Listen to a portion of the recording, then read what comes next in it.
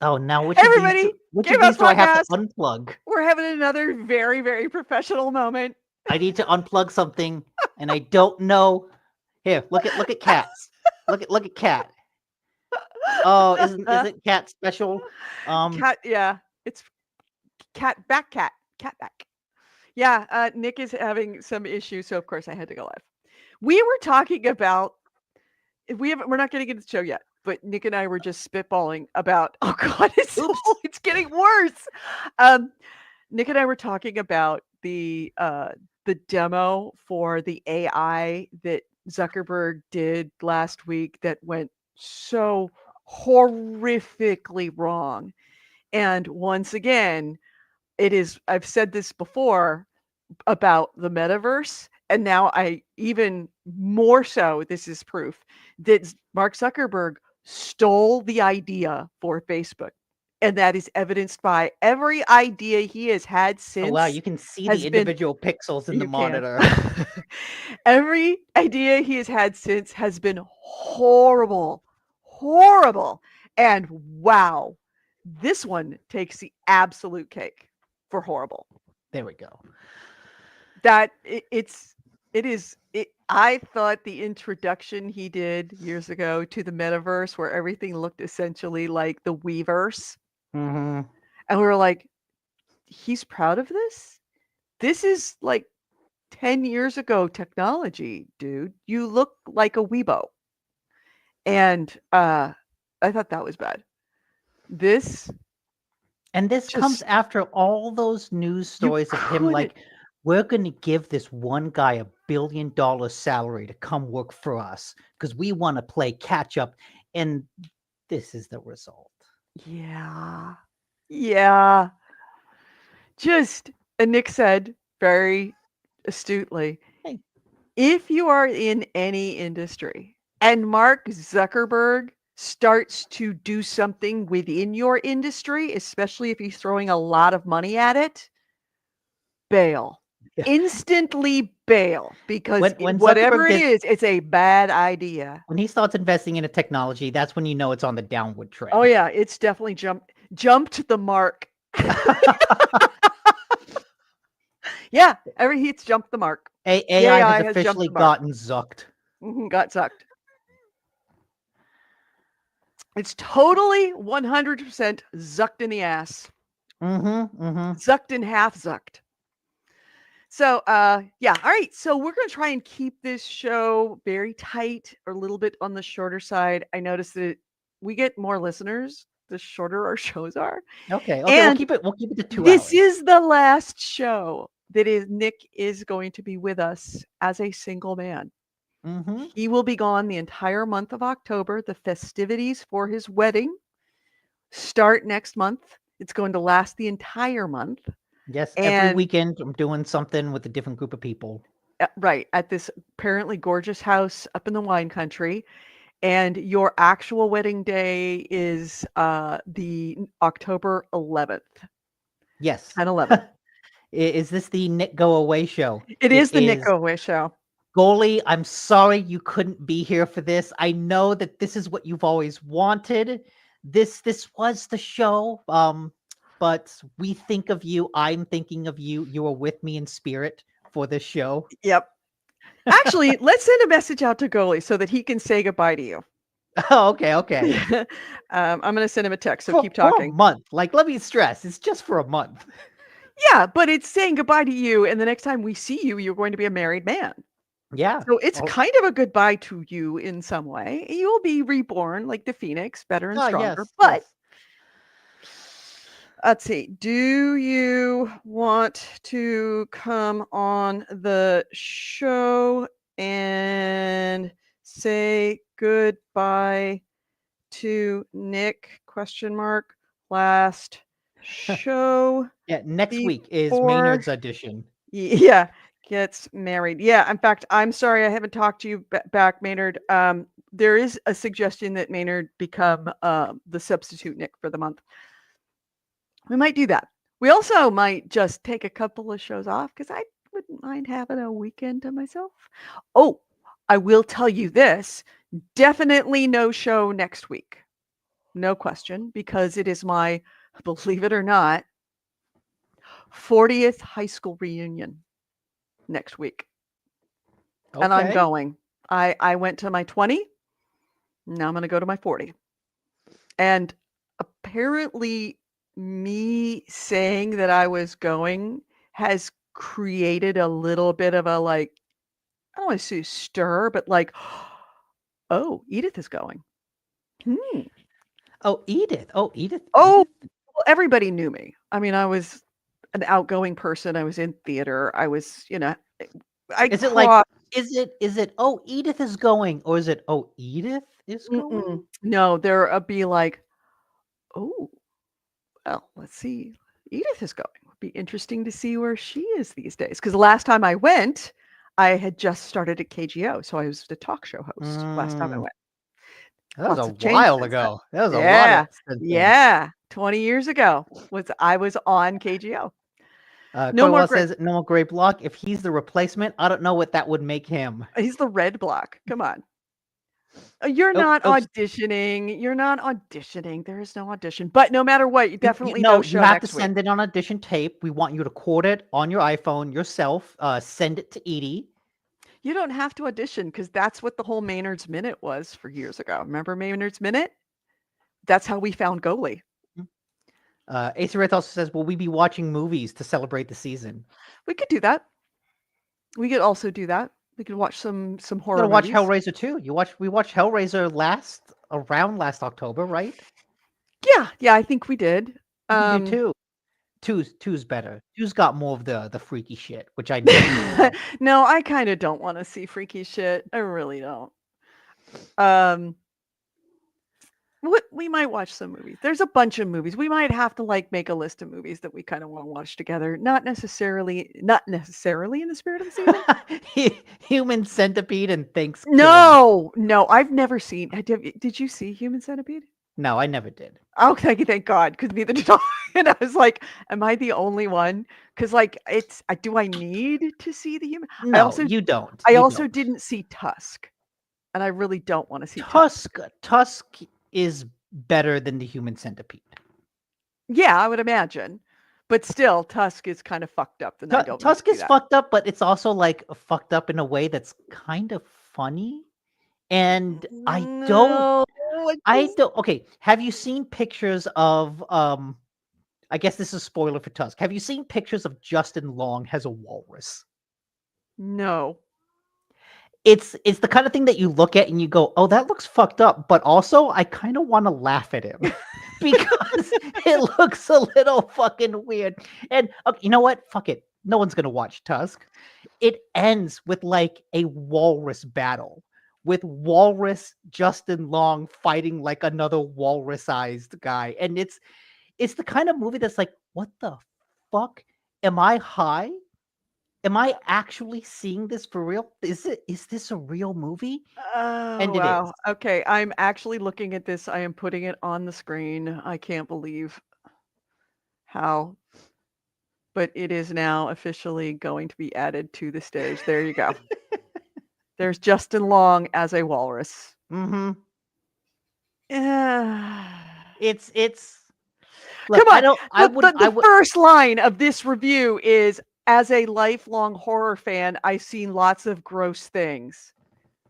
That's the first line.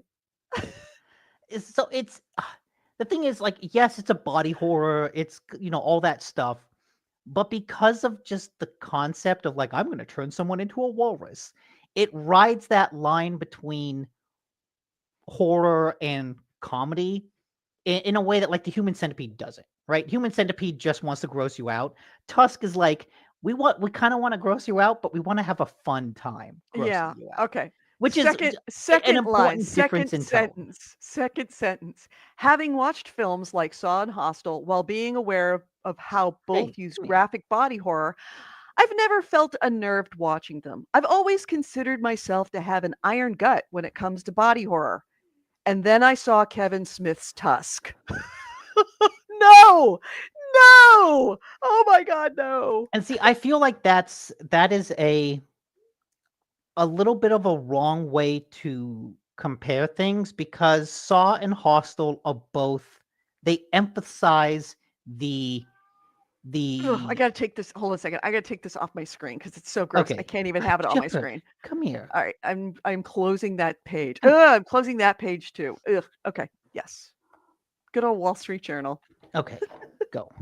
That's just I can't do that. Body horror in particular, and And I that's do fair. not Look, get along. I'm not gonna recommend you watch Tusk, but like Hostel and Saw, they revel in the pain of the body horror, and because that's what they want to do. That's where the horror comes from. Of look at these people suffer, right?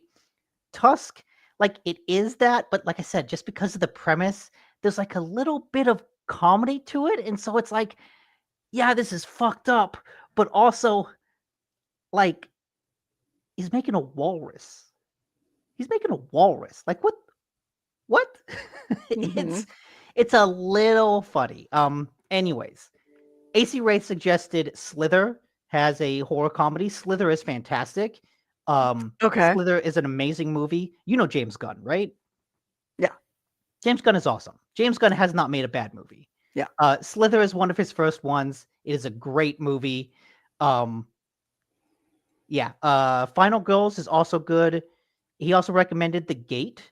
The Gate is a really good one. The Gate is like moody, trippy 80s Tangerine Dream style surreal horror.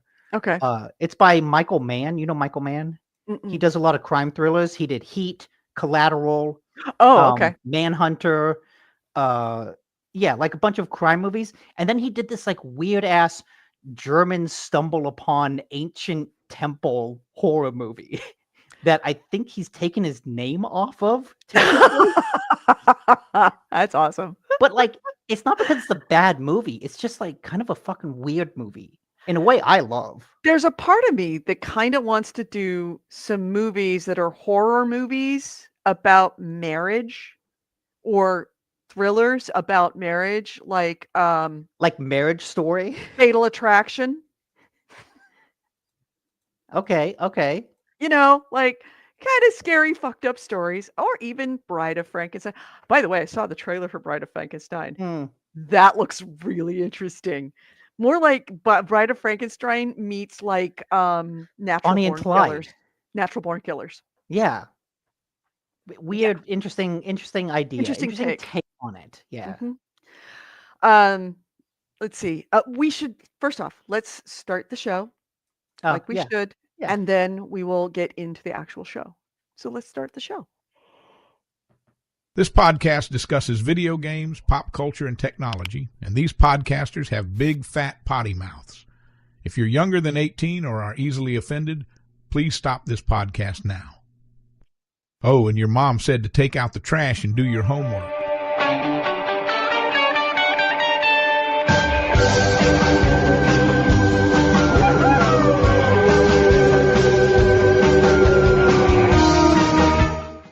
Hello and welcome to GameHounds. GameHounds episode, what episode is it?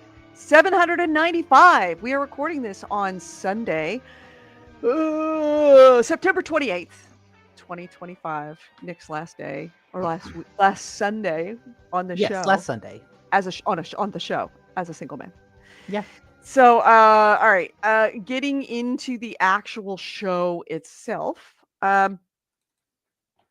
Play-wise, we played yesterday. If you didn't see it on Twitch, we played. Oh, we didn't write the banner for it. Macabre. Oh wait, Wait, I need back up. Okay. AC Wraith recommended The Gate. It's a movie. That is a completely different movie than what I was thinking. Mm. I was thinking of a movie called The Keep. Oh, The okay. Gate is more of like a stop motion creature feature of a bunch of like little dudes running around causing chaos. Like Okay, it's I more kind of of like that one. way more your style. Like Mhm. the main character is a 12-year-old kid. Okay. By the way, I want to remind Okay, you yes, that The when it Gate, comes The to Gate. body horror, one of my, remember I was totally into, and I still am, Machine Gun Girl, with the girl Oh with the my machine God. gun in her leg. I just love that. It's just so bad. It's good. So, all right. games we played. Nick and Chaos played Macabre. You played Boop.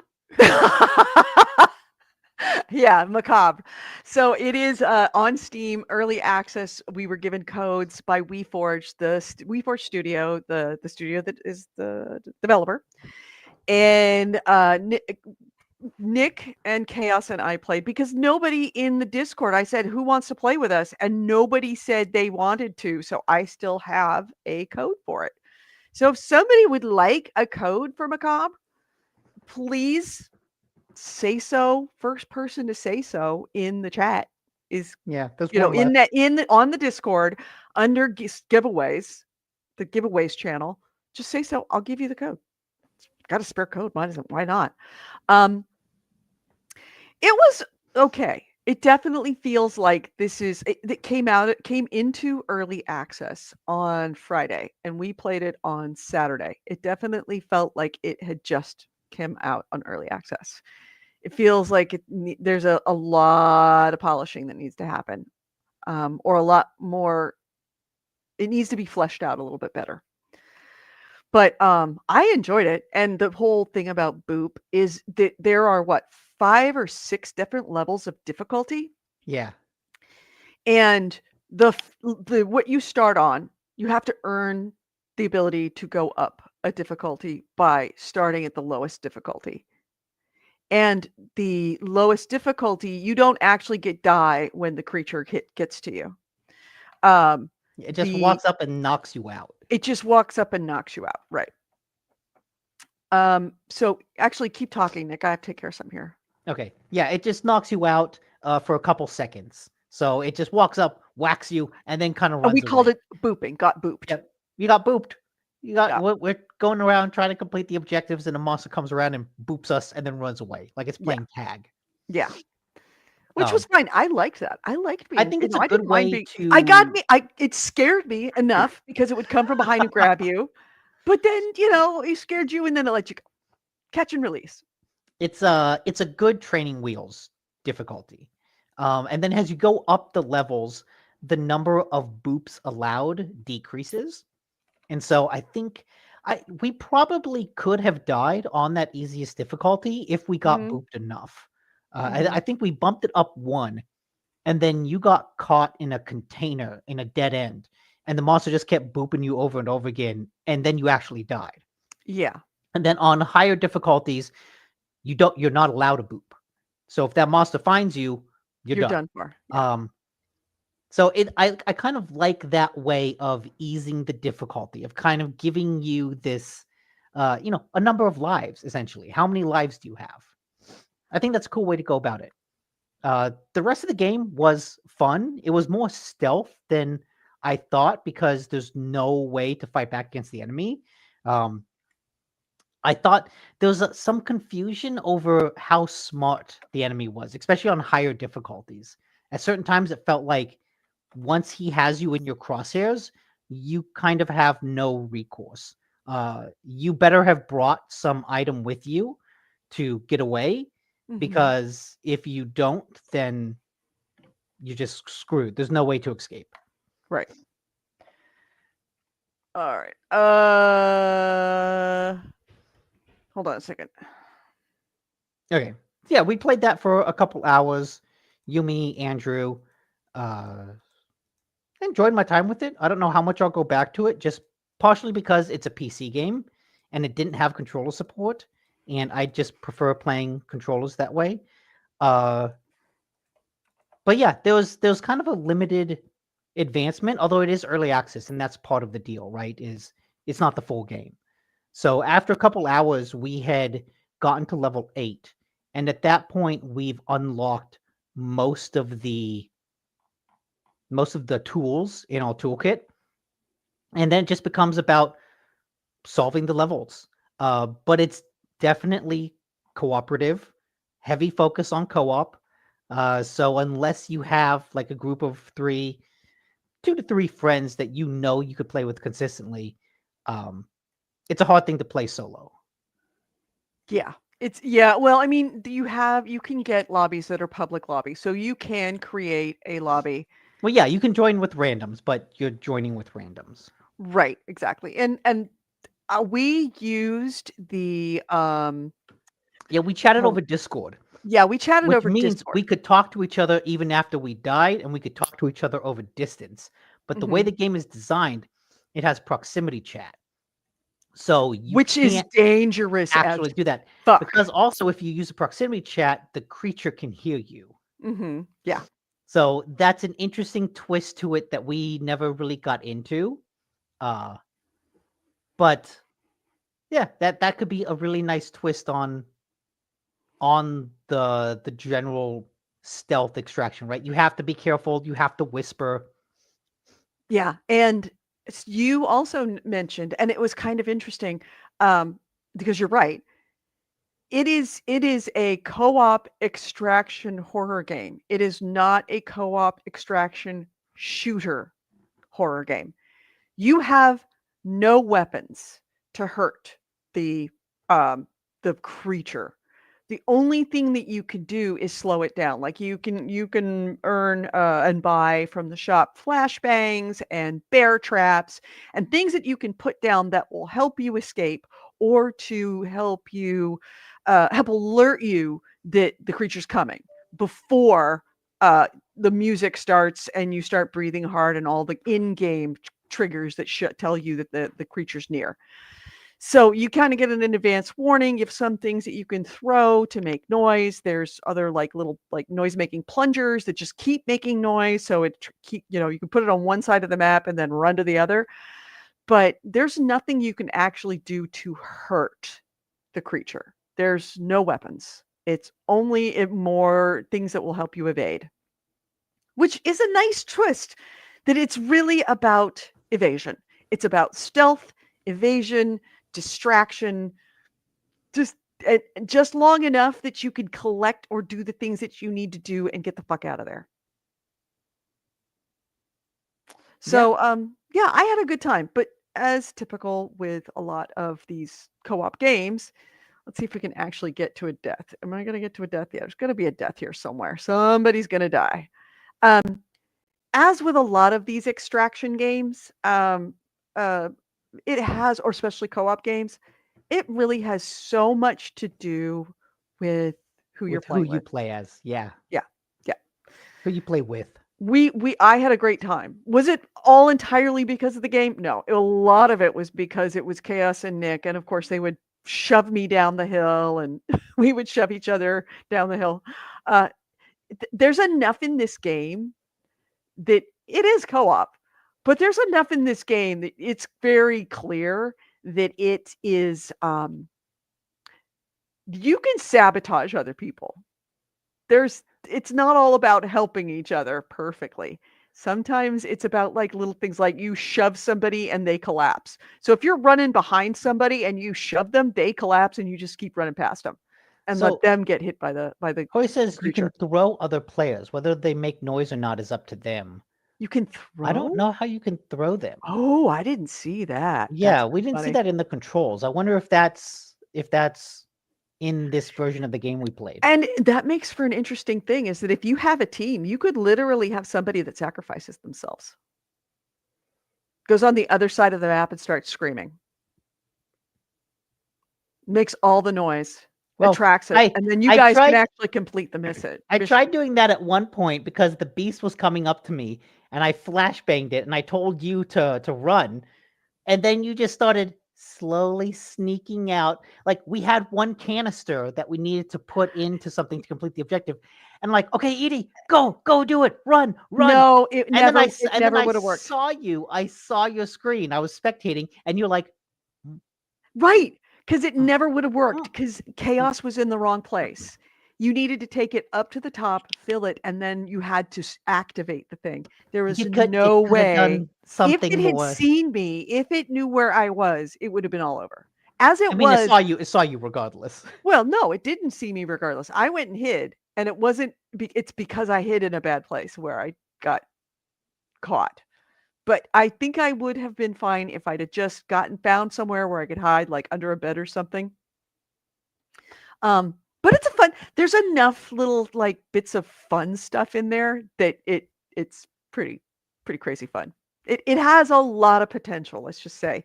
It's obviously not there yet, but of course it's in early access. It's not supposed to be there yet.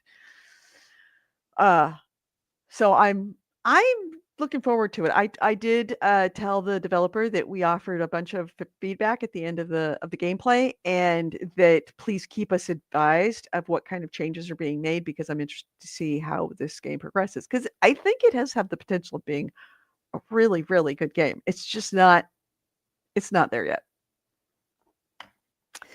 All right, so what else did we play? I finished a bunch of games. I finished Hollow Knight and Hell Is Us. I guess Yeah, I'll start with Hollow Knight. I finally finished that game. It had kind of an anticlimactic ending, even though I thought I got all of the secret stuff that was required for the true ending. But I guess I didn't. But what I kind of realized about that game, fighting the final two bosses, there was one boss I fought that was optional, that was just really a pain in the ass. And then I fought the final boss, who was way easier than I thought it would be. The reason the optional boss was a pain in the ass is because it was so fast. And that made me realize one of the things that really frustrated me about the game is healing was so slow. You had to hold a button to heal, and your character had to charge up. No, this is Hollow Knight. Your character had to charge up in order to heal, and that took like a full second. And in a boss fight where the bosses are really aggressive and they often throw a bunch of projectiles out, like maneuvering through space. This is a platforming game. And so maneuvering through the space, the 2D space, is a big part of the game. And the bosses confine that space. And so the second long it takes to heal, that's a lot of time to stand still and be exposed. And it just made the boss fight so frustrating because oftentimes I wouldn't be able to heal. I would stop to try to heal, and then they would just come and attack me and interrupt me. Even with an ability that made me heal faster, it was still tough. And so that boss that was a pain in the ass was just really aggressive. And eventually, when I beat him because I didn't heal. I went through the whole fight and just didn't get hit enough that I would have to heal. And listening to people talk about Silksong, it sounds like Silksong is very similar, because people talk about how after they play a boss a whole bunch of times, they get good enough that when they do beat it, they didn't get hit. And that sounds really cool, but in practice, I think it's really frustrating to design a boss fight around the idea of perfection. And I think that's one of the things that frustrated me a lot about this game is I think they designed boss fights with the idea that if you do it right, you won't need to heal. That healing is more of something you do during exploration than it is during a boss fight. And I don't know, I come from the Souls line of gameplay where you're healing constantly during boss fights. And so that just felt like such a weird shift in design that I don't know, it never jived with me. It never worked for me. Uh, but the final boss was easier than I expected. I still think the game has a lot of good. I'll pick up Silksong at some point in the future, but for now, I have experienced Hollow Knight. I have seen the hype. I disagree with the hype, but I can still see why people enjoy the game. So I'm glad to have played it. And I played it long enough to beat it. Like, for as much as parts of it irritated me, like, they didn't irritate me enough to completely stop. So that's definitely saying something. So yeah, that's Hollow Knight. And then I beat Hell Is Us. And I don't know if I can get. Can you bring up Hell Is Us videos? Yeah, sorry. Hell Is Us. The story continued to be the best part of that game. I think the writing in that game is really, really good. It's this interesting mix of cosmic horror, ancient, kind of uncovering ancient mysteries, and then modern day war stories in a way that's just a really interesting mix of kind of exploring how ethnic conflicts continue over time and how they're just these cycles that repeat and repeat and repeat. One group is oppressed, then they come into power and oppress the other group, and then the other group gets into power, and they just repeat these cycles and cycles. And how that fits into this kind of larger cosmic horror mystery of these demons and what that means. It's a really interesting story, really good writing. Unfortunately, uh towards the end, the combat becomes genuinely bad, I think. Mm-hmm. So there are 3 levels of enemies, 1, 2, and 3.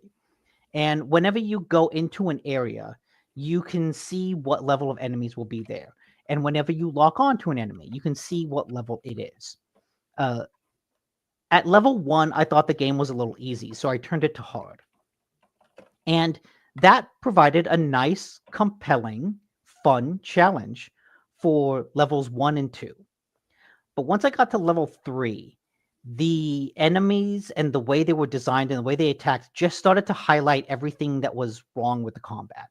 Or Mm-hmm. it's like the enemies were designed. It feels like they had to ship the game, and so they didn't have time to balance the combat at level 3 for hard difficulty, which is admittedly like a really narrow slice of players, right? The number of people that most players don't beat the games they play. So the number of players that will get to level 3 enemies is slim. The number of players that will do that while playing on hard, even slimmer. So it's understandable why they wouldn't prioritize that balance, but that balance is definitely broken. Mm-hmm. Specifically because at level 3, the enemies do so much damage to you and they can stun lock you so easily that they'll just one-shot you a majority of the time. All of the enemies, and when I say enemies, I'm talking about the ball creatures. So there are these white humanoid enemies, and then they'll spawn these ball creatures. And those ball creatures, you then have to defeat them in order to then hurt the white enemies. And the ball creatures are the design of them is visually interesting. They're like these rotating and pulsing pixels. But that also means that it's really hard to see their attacks. So it's hard to parry and it's hard to block. And the visual clutter of their design suddenly becomes a much bigger issue than it was before because they're hitting you so hard. And all of those enemies have some attack that will hit you multiple times and will stun lock you. And so if you get hit by the first of those attacks, you're basically dead. And that's always frustrating. Thankfully, to the game's credit, you can change the difficulty at any time with no punishment. And you have a really impressive degree over the specifics of the difficulty. You can change the enemy health, you can change their damage, and you can change their aggressiveness independently of each other. So if you wanted to, you could have an enemy that was really aggressive and had a lot of health, but doesn't do a lot of damage. And in that way, you could just like practice combat because they would hit you, but they would do practically no damage, but they'd be really aggressive. Or you could have an enemy that was really, really strong and really aggressive, but had no health. So you could just kill them really quickly. Or you could have enemies that had no health, weren't aggressive, but did a lot of damage. So they wouldn't hit you, but when they did hit you, it would be for a lot. So you have a lot of control over the specifics of the difficulty. And so once I realized that just putting it on hard kind of broke the fun of the combat, I went into the menu and fiddled with those specific settings in a way that I think brought back the fun. So I'm glad that it's frustrating that the game's balance felt like it it felt like it became unbalanced at higher levels. But I appreciate that the game did give me the tools to rebalance it in a way that I wanted to and didn't punish me for that. What is "Don't Do It, Nick"? Enter the studio. Oh, hey. What's up, boys? How are you, Gully? Oh man, I'm just an old man now. Old man Yeah. doing old man things. Our boy is all growing up. That's what I saw. He's a teenager now. It's so nice. I Yep, know, he's gone I'm a through puberty teenager, and just- everything. So So you have the prenup all signed. I take it, right? No, not yet. No. All right, we'll really? get that squared away. Make sure I get certain things in your name. Yeah. I'm gonna keep cats for You know, sure. Yeah, you definitely have to have an escape plan. You Mm. need to have all that set up. You get your side chick lined up too. Is that all squared away? I mean, Oh yeah, definitely. that's why I had to stop the show. Is I couldn't have a wife and a girlfriend. It just took too much of my time up. Yeah. And here I am, just trying to be a normal guy, but I had to cut out one thing, and so It's I just cut too out many the show. obligations, right? I It can see that. was, it's Yeah. like I had to be in two places at once, and it just, what can you do? I mean, Yep. What can you do? All right. So Gully, I know I wanted to make this a short show. We're both have been married. We've been married a long time. What Mhm. sage advice should we give Nick as he's going off into the sunset I as mean, a single given- man and coming back? as Given a the married username, man? No. Oh boy. Well, you guys been going out for a while, right? It's not like you just met, right? No. no, yeah, we've been dating for a long time. Yeah. So that's what But happens. it's different. Can I tell you right now? I lived with Kevin for almost 3 years before we got married. Actually, more than 3 years. It's different. You'll notice a difference. Okay. We were together for 4 years, living together for most of it when we got married, and there was no difference at all. There was no difference at all, really? I didn't know. The only thing that was different now is that we had the joint checking account and that everything was in both of our names, and so just if one of us did something stupid with our money, then we both paid for Right. it, and if somebody got something good with our money, then we both benefit from it.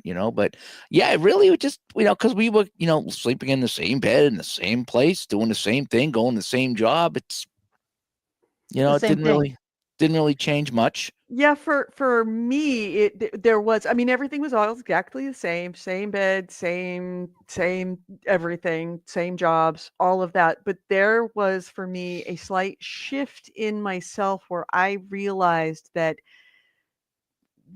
always my whole life, you didn't realize you had an escape hatch until you get married, and then you realize, oh, this is it. There's no like, if this goes south, Yeah. you're committed to making it go north. Yeah. There is no option because I don't consider divorce an That option. would be the only bad thing I would But see it's like, is that this is it. This is Yeah, us. if you- like, This when is you how have it's Sounds like going to be. that sounds like that's a you thing. well, it's just when you have a girlfriend, you have a fight, and you guys break up. That's it. You break up. But Right. when You when can you're walk married, away. You can always you walk can't away. just walk away. It's a lot. There's a lot more legality with it. It's going to cost a lot of money with lawyers. So, I mean, not that you want to say you're going to fail, but I mean, you have to keep that realistically in mind. The It's just you just have to so be realistic strong. about it, and just I mean, it doesn't sound like either one of you guys are tremendously wealthy or anything like that. So it's not like one of you are coming in with millions of dollars and someone else doesn't have anything, and in 6 months someone's going to walk away with half. So I mean, and unless I'm missing something, but it didn't sound like that. So I mean, when I came in with Mrs. Goldie, we both ironically made about the same amount of money. And so we brought in almost 50-50. Mhm. And that's how it worked out. And we were smart about money as far as buying things. We didn't spend money on crazy cars. We bought an affordable house and just You know, I know she's probably not too happy that I played things pretty safe throughout the years, but I think now that she's retired and she was able to retire because I played it pretty close to the vest, and we didn't go to Europe on all these crazy trips and have no money in our old age. That now she's happy about it, but at the time, like, we don't do anything. Well, now you're home and you don't have to do anything. You don't have to work until you're Don't have to 70. work right. You know, so now you can sit home and just watch your daytime TV all day, and you know, and that's all you have to do during the day. Her job now is going to doctor appointments. That's all she does. It's like 4 or 5 times a week she's at a doctor somewhere. Yeah. That's her job right now. So, but yeah, we just did a boring life. Aside from the GameHounds, things were just kind of boring. But I mean, that's how you pull it off, you know. Yeah. But as far as any advice goes, just I would make sure that you each have a separate account in case something does go south. I learned that myself, that you know, if something happens, that way someone can't take all the money from the other person and leave them out in the cold when you need to get an apartment or a hotel or something like that. You just want to protect your ass in today's world. Right. Is the one And thing I've noticed. It's not just that. Also, coming from another point of view, is if all of your money is in joint accounts and your money together, if your spouse dies, you are not guaranteed to be able to access their money if the bank finds out that they died, because they're supposed to lock down the accounts for 45 days while you go through probate. So having something that you know that you can never lose access to for whatever reason is always a good thing. Yeah. And it doesn't have to be a lot, just enough so couple that thousand, if shit, couple $1,000 couple off to the $1,000 side. So it just, you know, you can eat, you can pay gas, you can pay your car, right, and just until while everything things gets are sorted out. Yeah, because I don't think anybody, you know, and I'm not trying to dump this on you, Nick. I'm not trying to, No, but I mean, just practically speaking, Yeah. if someone were to take all the money in the account, they couldn't keep it. At some point, you would get it back, but it could take a while. So you need to live off of something until that point, and just, So yeah, so for me, I learned that I have a little slush fund off to the side. It's not much, but it'll get me through a few weeks in a case of emergency. And like you said, if things are tied up for whatever reason, then you have that. But aside from that, it's just communication is the big thing. It's, you know, it's if you're looking at getting a car, or, you know, you're looking at something expensive, you want to get a boat, talk that over and make sure that, because finances is the biggest reason for divorce. right. And for any kind of relationship failure, it's just you run out of money, someone spends too much money, you know, there's a money issue. So if you can get through that and not have the financial problem, then, you know, a lot of it is going to be pretty decent, you know. So I like that the two advices were: number one, have an escape plan; number two, communicate. it's just in just case being, you don't communicate, you but got an escape it's plan. just being smart about things, you know. Yeah. It's kind of like, in other words, you know, if you're at your job and you sense things aren't going well, and you're like, the stocks are down and you think they're going to close, you better be sure that, you know, you have something, you know, you got to start looking around for another job, you know. So just you know, you'll sleep better at night if you each have a couple $1,000s in an account. So that way, if someone gets all nasty, whether it's you or her, the other person is not out in the cold with absolutely nothing, sleeping in their car. Right. And it's a comforting feeling to know that you have that little thing there in case of an emergency. My advice, It's kind of like having a spare tire in your car. You never plan for the flat tire, but if you do get it, oh man, you're so glad that you have it. Yeah. And you hope that you never have to use it. My advice is that when you hit 20 years, a lot of things that don't bother you now are going to bother the shit out of you. Just remember that it is always better to lose a fight than it is to not win a fight. It is always better to let somebody else win, even though you know in your heart that you are right. It's sometimes better to just let that other person win than to just dig in your heels Yeah. and keep going. That really ultimately Especially is the the number one small- reason for divorce, because that's the reason Yeah. for every divorce. Especially It's the small someone's stuff. dug. Yeah. The small stuff is I mean, the if she little goes stuff off that and, will buys always get to you. yeah, she buys like $100,000 Lamborghini or something without telling you, and your finances are screwed, you can get very upset at that and be like, yeah, this could be a deal breaker. But the little things, like this stuff around here that we still fight about all the time. And sometimes it's like, why am I bother fighting about this? She's done it for 20 years or 30 years now. I hate that she does this, and I've asked her, please stop doing this, and she does it. Oh, wow. That you were reading my mail there for a second. And always remember that you are two people that are still growing. You're growing towards old age. You made promises to yourself right now. I mean, you will, obviously, the only promise you have to worry about keeping is your wedding vows.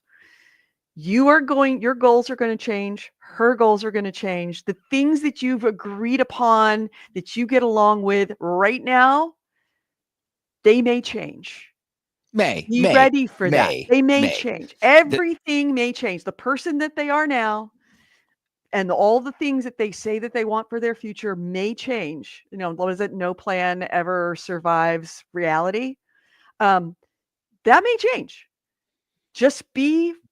Don't be mad when it does, because you are both creatures who are always evolving. You're evolving together, and that's what you've agreed to do. At the same Is time, to work with each other through those evolutions. You've been together long enough that you've established a pretty solid base. Yeah. So I mean, it's not like, boy, I met her 3 months ago, and boy, we've had such a great time, and then you get married, and then 3 months later, you're like, wow, yeah, I've known her 6 months, and things have drastically changed. We were together, like I say, for 4 years, maybe longer, 3.5, 4 years.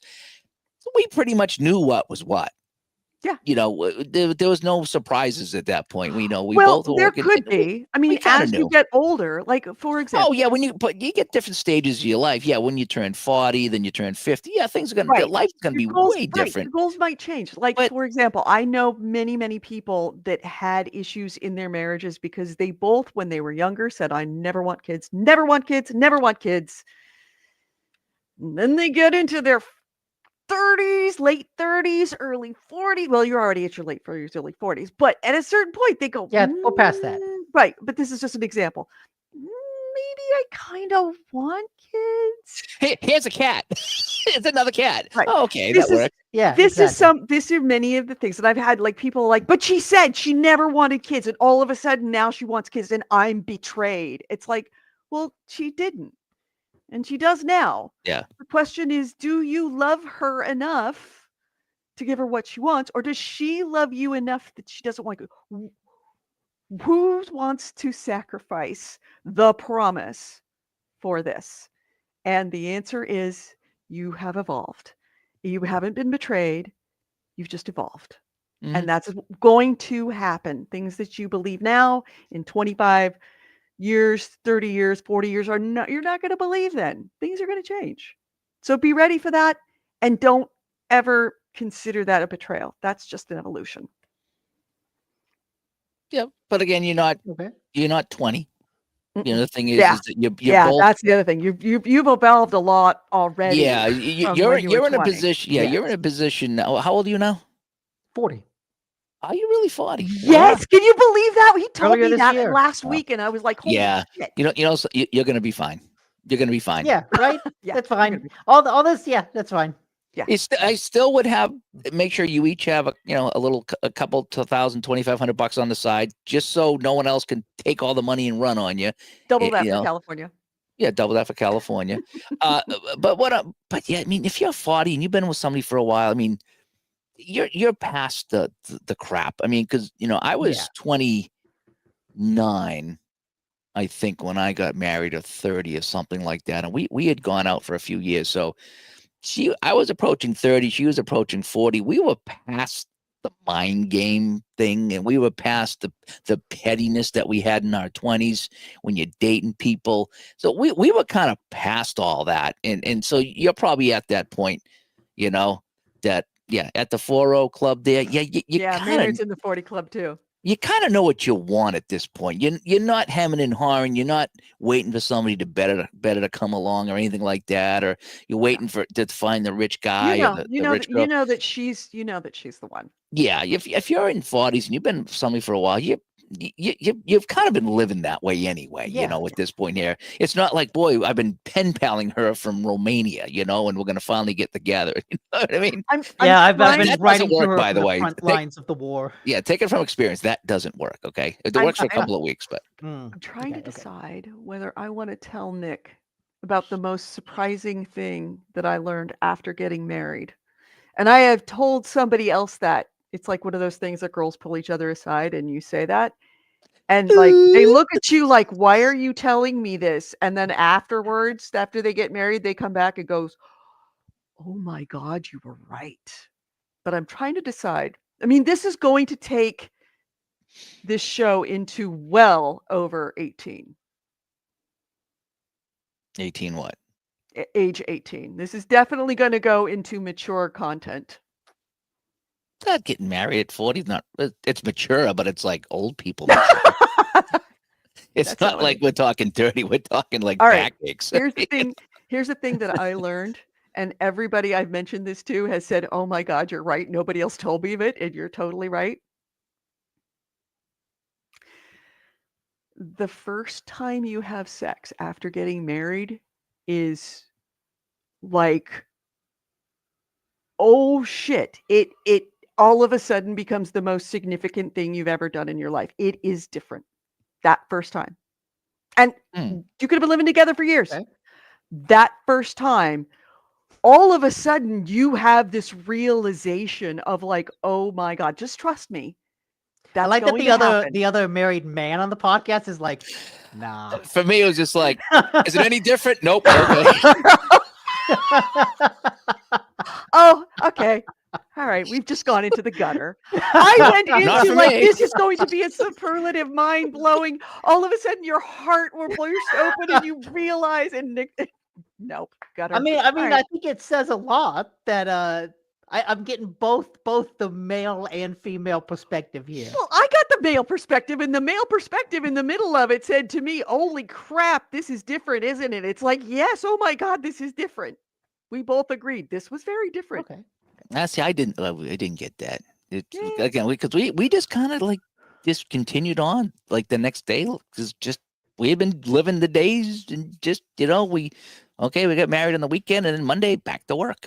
It's just that's how it was. We waited to take our honeymoon. I don't know why we waited to take our honeymoon for a couple of months or something like that. Yeah, and we're just went down waiting. to We're Florida. waiting too. Like we're I think doing my a whole grandparents actually bought us a trip to month-long thing. Florida, so we flew down, got a car, and spent a week in Florida, and just came home and that was that. I had a much more traditional Oh, marriage one of other like thing I will say. 150 to I had 150 people at my wedding. We drove off with I the don't just even know that married. many people.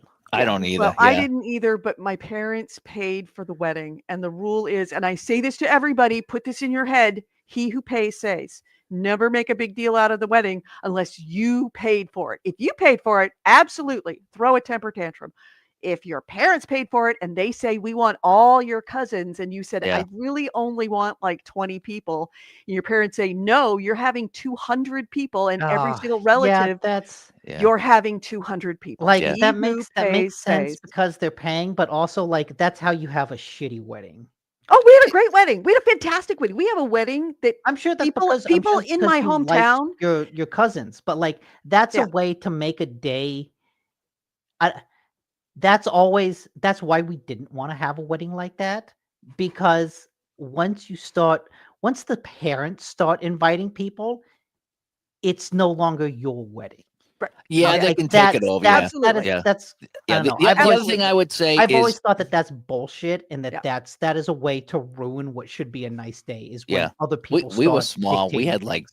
body people, and it was just I was like, that's nice. Yeah, I was inviting people the night before. It's like, you want to come? We're just kind of hanging out here, and so a couple of my hockey buddies showed up.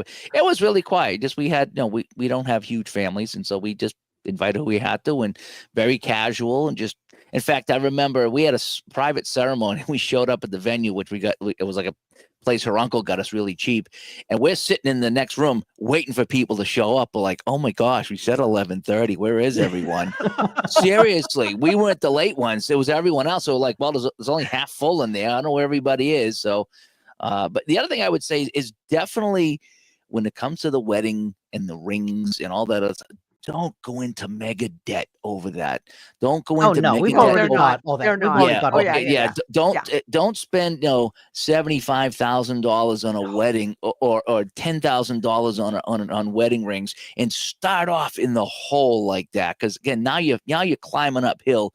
Doesn't mean you can't have something nice, but we went really cheap and we come up with we didn't owe anything. We just paid everybody up front, and it was like, a few $1,000s or whatever it was, a little bit of this, a little bit of that. I think some people threw in some money for us. We come out of that owing absolutely nothing in our wedding, so we did not start off in the hole whatsoever. Yeah, Yeah, and no, we did I've because already my paid parents for paid for everything. mine. My dad paid for ours, and yeah, for my wedding, it was a very traditional wedding where we stayed overnight at this place because the venue required you to stay overnight because it was the last wedding of the day. So you're required to rent out the whole house for people to stay over.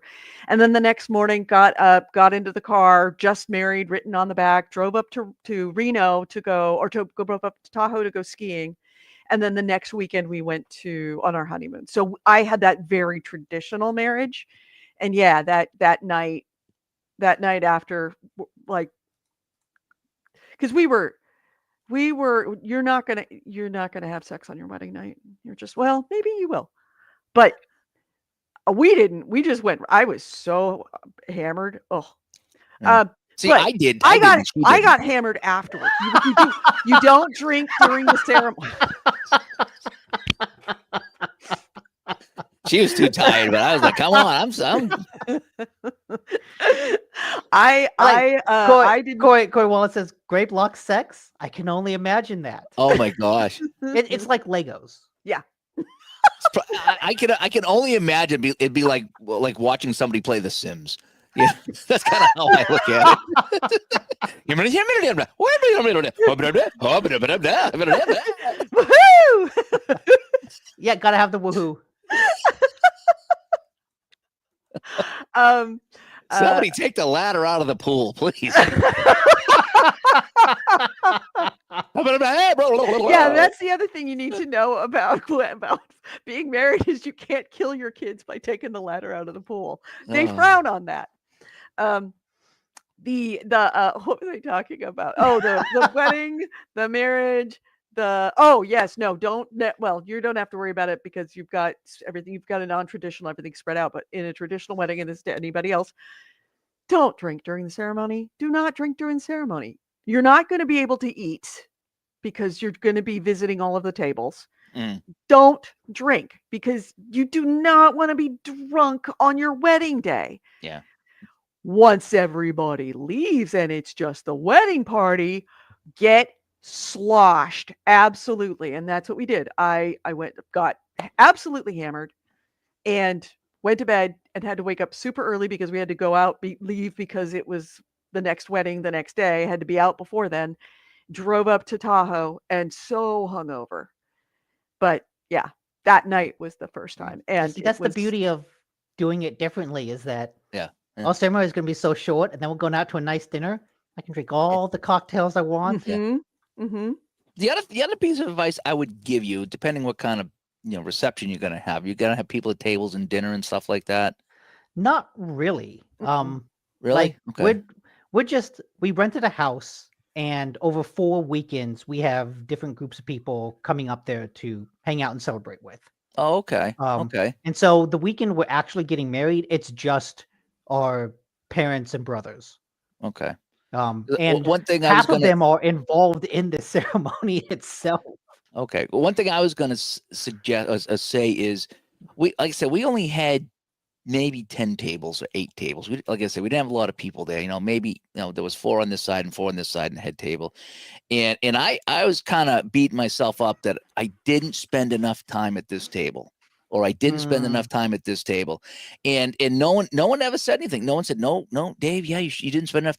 So, but I come away going, oh man, I spent too much time with this person and not this person, and I felt like I ignored this person, and so I beat myself up because I felt as though I didn't visit people equally, and that wasn't the case. But I felt that. So that's my piece of advice to people, is that the day's going to go by so fast. I mean, sounds like you're doing it different, but just don't beat yourself up. Do the best you can for your day. Yeah, I mean, if you go out back with your buds and just start smoking out back and the whole time, that's different. But if you're in there mingling, don't like keep a stopwatch and say, okay, I spent 5 minutes here, now 5 minutes there. Yeah, Just make it comfortable. That's one of the things we specifically wanted to avoid structuring it differently. yeah, is that guilt? Yeah.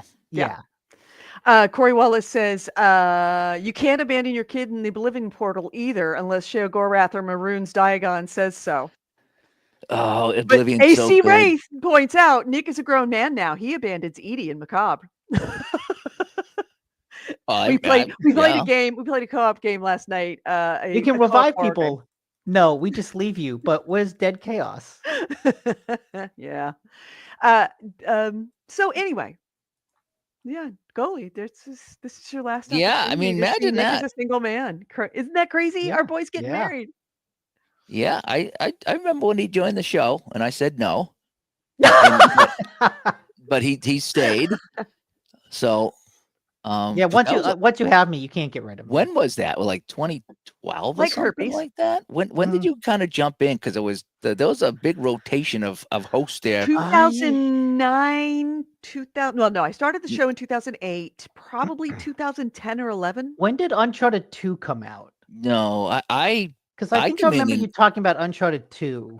I came in late 09. Right. And Hawks was with us for a while. Yeah, he was there for a while. He was there for not quite the first year, October 2009. So yeah, I think that you came. There was someone else on with us for a while too, right after Hawks. Commander Tim. He was on for like a hot second. Okay, I thought there was somebody else too that come on. Oh man, who would remember? Anybody in the chat room? I know a lot of you have been. And we're going back 15, 20 years. No, 15 years now. Yeah. So I think Nick, you were probably in about late 2009. Yeah, that's when Uncharted 2 came out. Yeah. So it couldn't have been, because I remember where I was living in 2009, and I had just joined the show. Who was Frank Maynard? I don't remember Frank. Frank? Who's Frank? And I remember going to one of the PAX Easts with Hawks and you. Yeah, that was the very first PAX East. The one that was downtown, right? It couldn't have been before 2009, because that's when I kind of joined you guys, I think. So the first PAX And then he East, left a few months after that. In 2010, and it was me and you for a while. 4? No, definitely not. No, definitely. Taxi. I have it here somewhere. And it says the one who sent flowers to that GTA lawyer.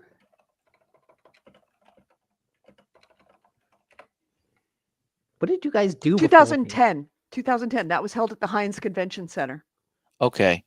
That was the one that was too big for the Heinz, and then they had to send it to the Boston Convention Center. Okay, so in the spring of 2010, it was me, you, and Hawks. Mm-hmm. And yeah, okay, I'm trying to see. I screenshotted. So Nick, that you somewhere. must have been either 2010 or 2011. The female? Yeah, I'm trying to think. I'm the only. Oh, Leia. Oh, Leia Gill. Yeah, it's not Leia Gillard. Leia. Schlicky, Dulcino, Dulesky. No. No. What was Leia's? Duleskicino? Flappa lappa ding dong? No, it's not. I can't remember Leia's last name. Yeah, we got pictures of her. Yeah, she was at PAX, but she was at PAX 2011 because that was at the Boston Convention Center. Was Nick at that one? No, it was you. Sharon was there, and Leia. Maybe it was Nick there? No, I think I was. We had all the light blue. Yeah, no, you were there. We did the Charlie's Angels. When you got the Charlie's Angels, and that's when we got the GameHound shirts that the goalie made for us. So that was 2010. So you were definitely there in 2011. Oh, that 11. was 2011. You were definitely between PAX 2010 and PAX 2011. You were with us because that was your first GameHounds. Was he on full time? Was he bouncing around? He was full time. Leia was on for a That's while. in the I thought. YouTube. That's on the. I believe it's on the YouTube. On our channel is stuff from back then. From back then. Let me see. Yeah, there's PAX East 2014.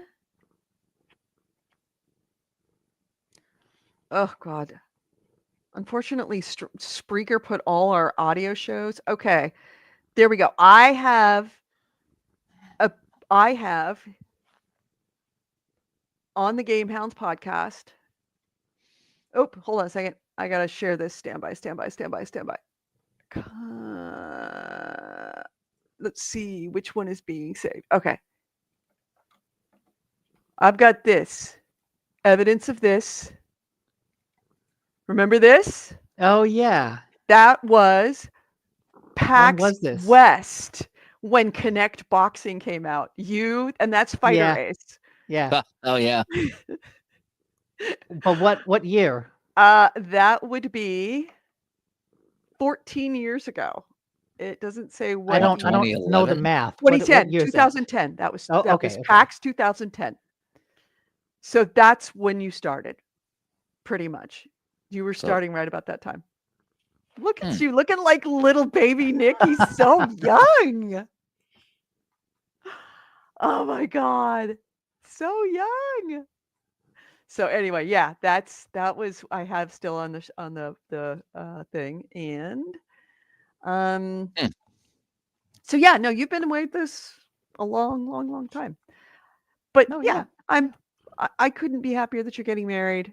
I'm so excited for you that you're embarking on. Honestly, one of the best things that you can do in your life is find the right person and, commit that you're going to do this for the rest of your natural life.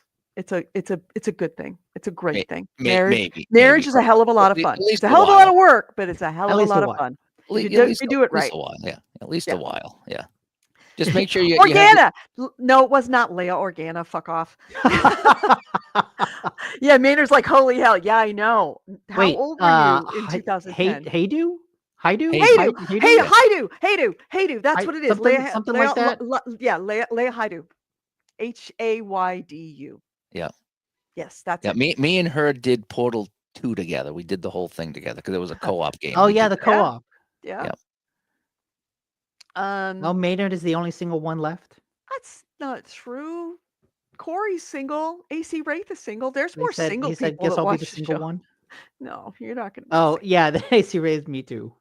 Yeah, there's a lot of single people.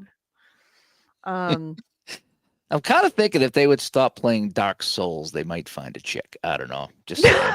Hey, I play Dark Souls and I'm getting married. So You're making my point for me. You played Dark Souls 10 years ago, and it took you 10 years to get married. They're just saying. Yeah. Yeah. No, it's and I see you. Oh gosh.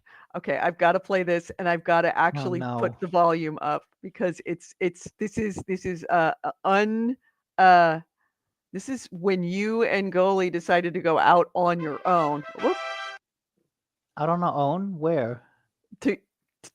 I don't know if I approved of this. Oh, jeez.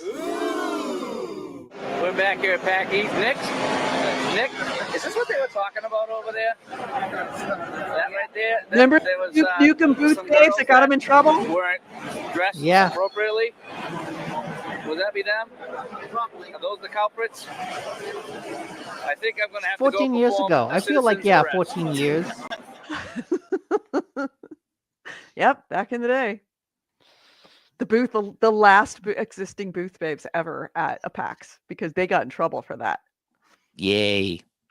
That's okay. Drive fast cars, drink whiskey, smoke cigars. That's right. I still do that. Married. I did that all married. Edie, that's Tuesday. Yeah, that was Burning Man. Of course, says my soul is dark. Does that count? Yes. It does. All right. Anyway, I just want to give you an opportunity, Goalie, to say goodbye to Nick as a single man, so that next time when you see him, you can say hello as a married man. I don't He's now joined the club. think that nothing's gonna change. No. You'll come on the show and you'll be like, it's no big deal. I'll come on the show and I'll be like, all these games that I played over the month, I got to talk about them. It's going to change a little. Just hide the frying pans and the bread roller so she can't chase it around the house. You're not doing that video game show. Yeah. No, all right. she completely supports the video game show. That's never been an issue. And oh yeah, no, she's always been fantastic. Yeah, she's a quilter, so she goes into the other room and quilts while Nick's on the show. It works out beautifully. That quilt behind Nick is one of her quilts. Oh, nice. What was I going to say? Goalie, we will talk sometime in the future. Okay. Because my boyfriend had a very interesting idea. When he went to college, they didn't really have dorms. They had kind of like student housing, student buildings. Oh, you were saying that the Strat House is Strat House, and they would play homers for shots with Stratomatic. Wow. So you pick your heavy hitter, and if your heavy hitter hit a home run, you got a shot. So they played that constantly. It was known as the Strat House. So he said, you know what you should do is you and Goalie should have a crossover show, digital to dice, and then digital. And you introduce me to Stratomatic, and we play Stratomatic together, like online. Okay. So I not saying I introduced you to video games, but it's like I'm where you came from in the digital, and now you're bringing me to the dice. Do you know who is playing a ton of board games now? Who? Barbara. No. Remember Barbara? I remember Barbara. I met her last summer in Pennsylvania. We were driving home from Ohio. We stopped in. I finally met her. And about 3 months ago, she's just, what about these games here? And so I don't know if I sent her a game or somebody sent her a hockey game, and she loved the game. And now she's playing a baseball game. Somebody sent her Stratomatic baseball. She was playing that, and then we sent her a different game. She likes it a little bit better. But she's now rolling dice every night on a table instead of playing video games. Yeah.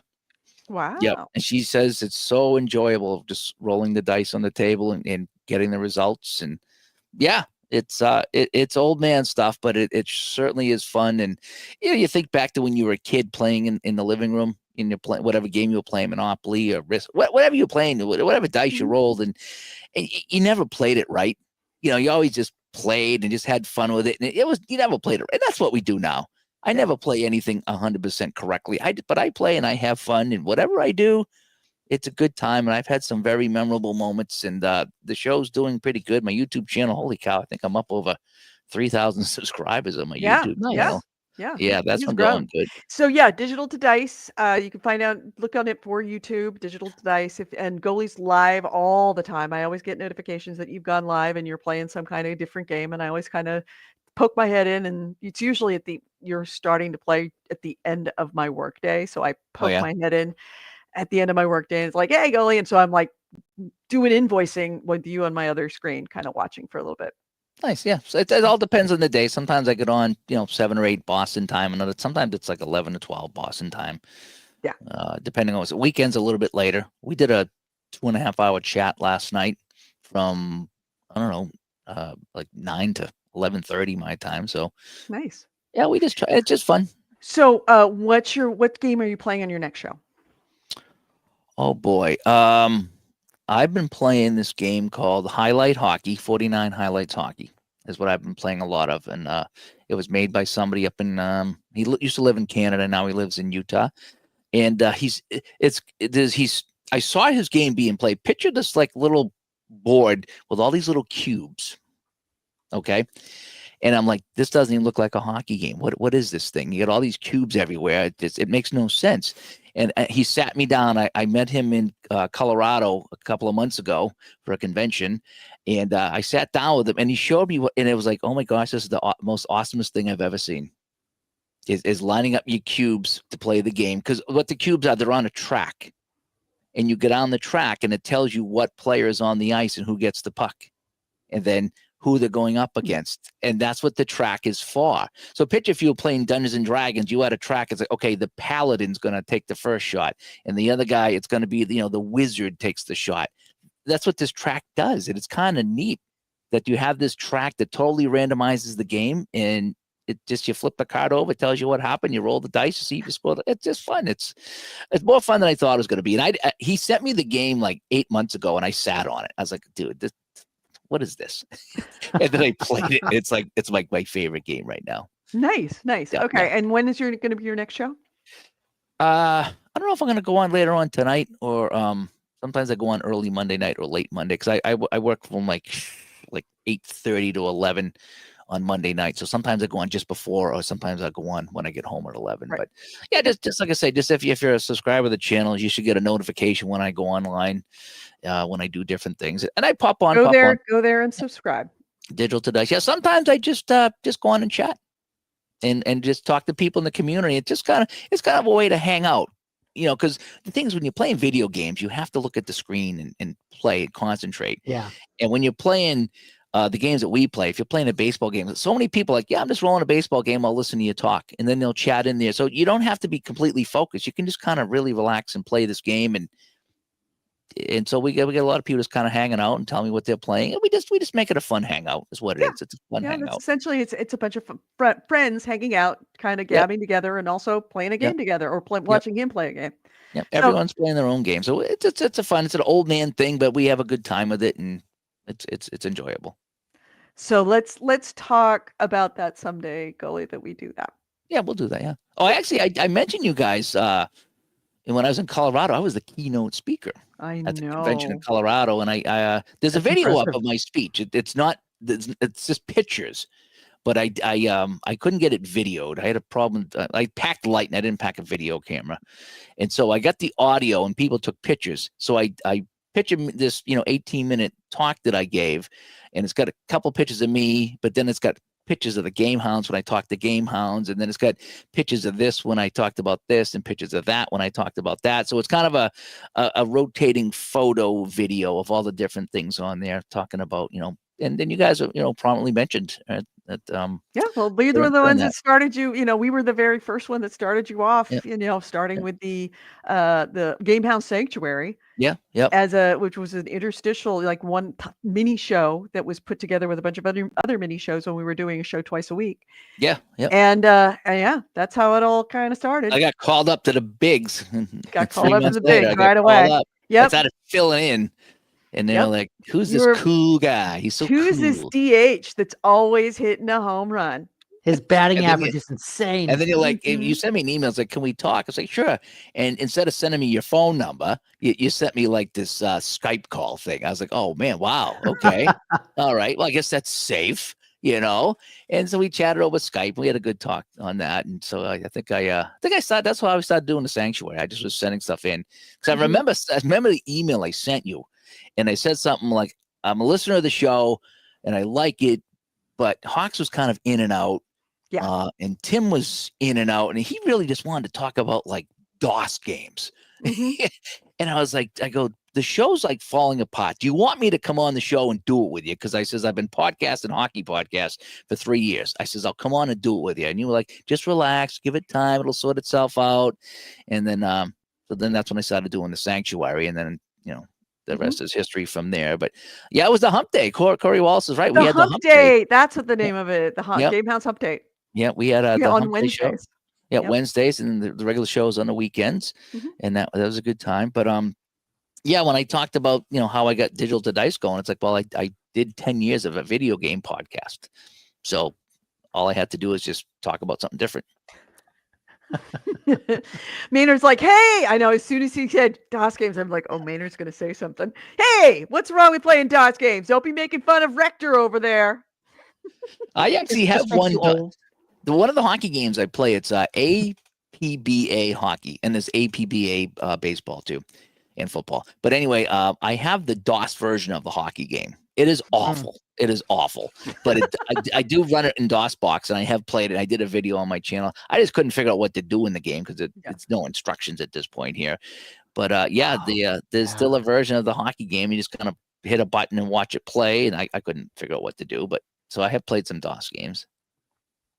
I scrolled through the backlog of episodes Oh, and I yeah. found the old Old text text line. Yeah, I used to have that. Yeah, that's long gone. But I did have that free text free number or whatever it was. Oh yeah, our text phone number. Yeah, when it's like something game game 500 or something like that. It was Yeah, something games or something yeah like that. something Yeah. game something yeah.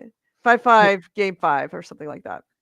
As said, I still remember Sports Hound had me always Mhm. interested in his knowledge of game mechanisms, despite me having no interest in sports. Yeah, Will G, Yeah, the Will sports G, hound. the sports hound. Yep. And we were talking about the other day, that guy Rye, the mobile guy, that guy Rye, the iPhone guy who did mobile, Oh yeah, yeah. who That's was when, the barista. Fun fact: who was the barista at my Starbucks down the street? That's Oh, how I wow. met Ryan. Is he would tell me about, oh, I was playing this game and like, oh, have you tried this mobile game? And I'm like, would you be interested in like just recording yourself talking about whatever game you're playing with and send it to me once every couple of weeks? He's like, sure. Boy, that was back in the day, huh? Mm-hmm. I remember because I started listening because I got my iPod. Wasn't even an iPod. It was an iPod Touch. It had the window on it and it had the wheel. Mm-hmm. And it was 2006, and I got each of us one for our anniversary. And I remember putting podcasts on there. And then it was, I don't know, I started listening to, do you know what I started listening to for the longest time? When I first got podcasts, I was listening to Battlestar Galactica podcast. Oh, yeah. Yep. So that was good. Because they had the Sunday show, right?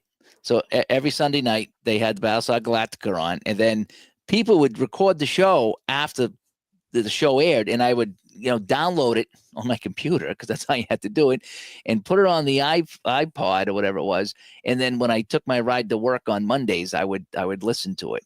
I think feel that's like how that it was. That was like one of the first podcasts about a show. Yeah, there was right? 3 of them I listened to, and I ended up getting rid of one. But there was one guy that was by himself, and there was a couple that did it, and then there was 3 people that did it. So I had 3 different shows, and I think I filtered it down to 2. But it was fun. I forget if it was a Friday night show or a Sunday night show, but whatever it was, the next day I would listen to people talk about Battlestar Galactica and what happened and their thoughts on things. And it was like the coolest thing because I couldn't wait for the shows to come out and watch it. And again, now you're talking 2006, 7, or 8 or whatever it was. It's a long time ago. Streaming was not what it was, today. And so it was a lot of podcasts back then. And so I was listening to that. And then there was a few other shows I would listen to. And then I started stumbling on the video game stuff. And I think I found the Married Gamers first. And then I think Edie was on the Married Gamers. And so then I went and I started listening to the GameHound. So I was listening to both of them for, I don't know what it was, 6 months or a year before I contacted her finally. Mm-hmm. But that's how I started doing the podcasting was way back in the day. But yeah, no, the Married Gamers are no more. Yeah. Married Gamers are no more. Lots of shows are not more. Yeah. Anyway, so much for this being a short show, Nick. I'm sorry. I just wanted to have Gil. Oh, I never believed it would be a short show. And we still have to talk about like all the news and stuff. But there's a lot of news this week. So, Gully, thank you again for being here. Yeah, and you guys. I need to come out and come visit you. I need to come out and come visit you soon. We've got a whole month coming up of no GameHounds. You could do a Stratcast then. That's actually one of the things I'm thinking of doing is a Stratcast then. Yeah, we might be able to do that. Got the technology here. The wife's retired, so I mean, she's here the whole time. If I am working. And I, to be honest, I really, really need to go to Kowloon. I really need to go to Kowloon. I sent you the picture. I know, and it was like I was thinking to myself, man, I really wish there was like a Kowloon up here. And then you sent me that picture, and I'm like, fucking now I really want a Kowloon. And of course, a Scorpion Bowl. Just really need a Scorpion Bowl. Yeah, I got the Guy Pulo main. It was so good that day. And then the Saugus wings. Oh my gosh, those are good too. We have something up here called the Dough Zone, which is just noodles and dumplings, and it's pretty fucking good. But doesn't have, and they do have cocktails, but they don't have Scorpion Bowls. It's not. It's no Kowloon. Yeah, the Scorpion Bowls are unbelievable. Yeah. All right. Well, it was. Thank you so much. Yeah, and congrats, Nick. Yes. Hope you got some good advice from some old people. Yeah. very old people. You know, but I think the way you are right now, being the age you are and how long you've been together, it's not like you're 20 and you're all starry eyed. You know, Yeah. I think you're kind of living your I think it'll be life right good. now, and that you kind of you kind of see the highway that you're going down. It's there shouldn't be many surprises. No, There shouldn't be at this point here. So nope. it's almost like you should be on like your third wife at 40 years old. You know what I mean? And you've learned from your mistakes of the first two, and now it's like, okay, now I know what to do. So that's Right. Everybody gets married at 20, then at 30, then at 40, they finally find the right one and settle down. So you just skipped a couple of steps, is what You did, and you did it right. You did it absolutely right. Rachel is definitely the keeper. You skipped over Windows ME. Is what you did. Yes. Yes. You totally missed Vista and went right to 10. Oh, yes. Yeah. Windows 8. No. Nope. That was a mistake. That was just Windows, a bad weekend. Windows 7, Windows 8. Yeah, I mean, you had to do it, but you knew that this was not the final iteration. Just whatever you do, don't I still have upgrade. a lap. No matter how much they say it's better with Windows 11, it's not. Stay with 10. Yeah. Stay with 10 the rest of your life. Yeah, I know. I still have the new model is not as good. Nope. When you get the right one, stick with it for the rest of your life. I love 7. I would stay with 7. 7 was fantastic, and then they made me change, and then they made me change again, and now it's now they're making us change off of 10 too. So it sucks. Like it's causing much chaos and fear and gnashing of teeth and pulling of hair at work. So. Well. All right, you guys go do your thing. Good talking to everyone. Good Nick, good luck with all that stuff. It's always great talking to you again. Miss you so much. Of course you do. Of course you do. I like Han Solo. But when you drunk texted me the other night from, was it PAX or something like that?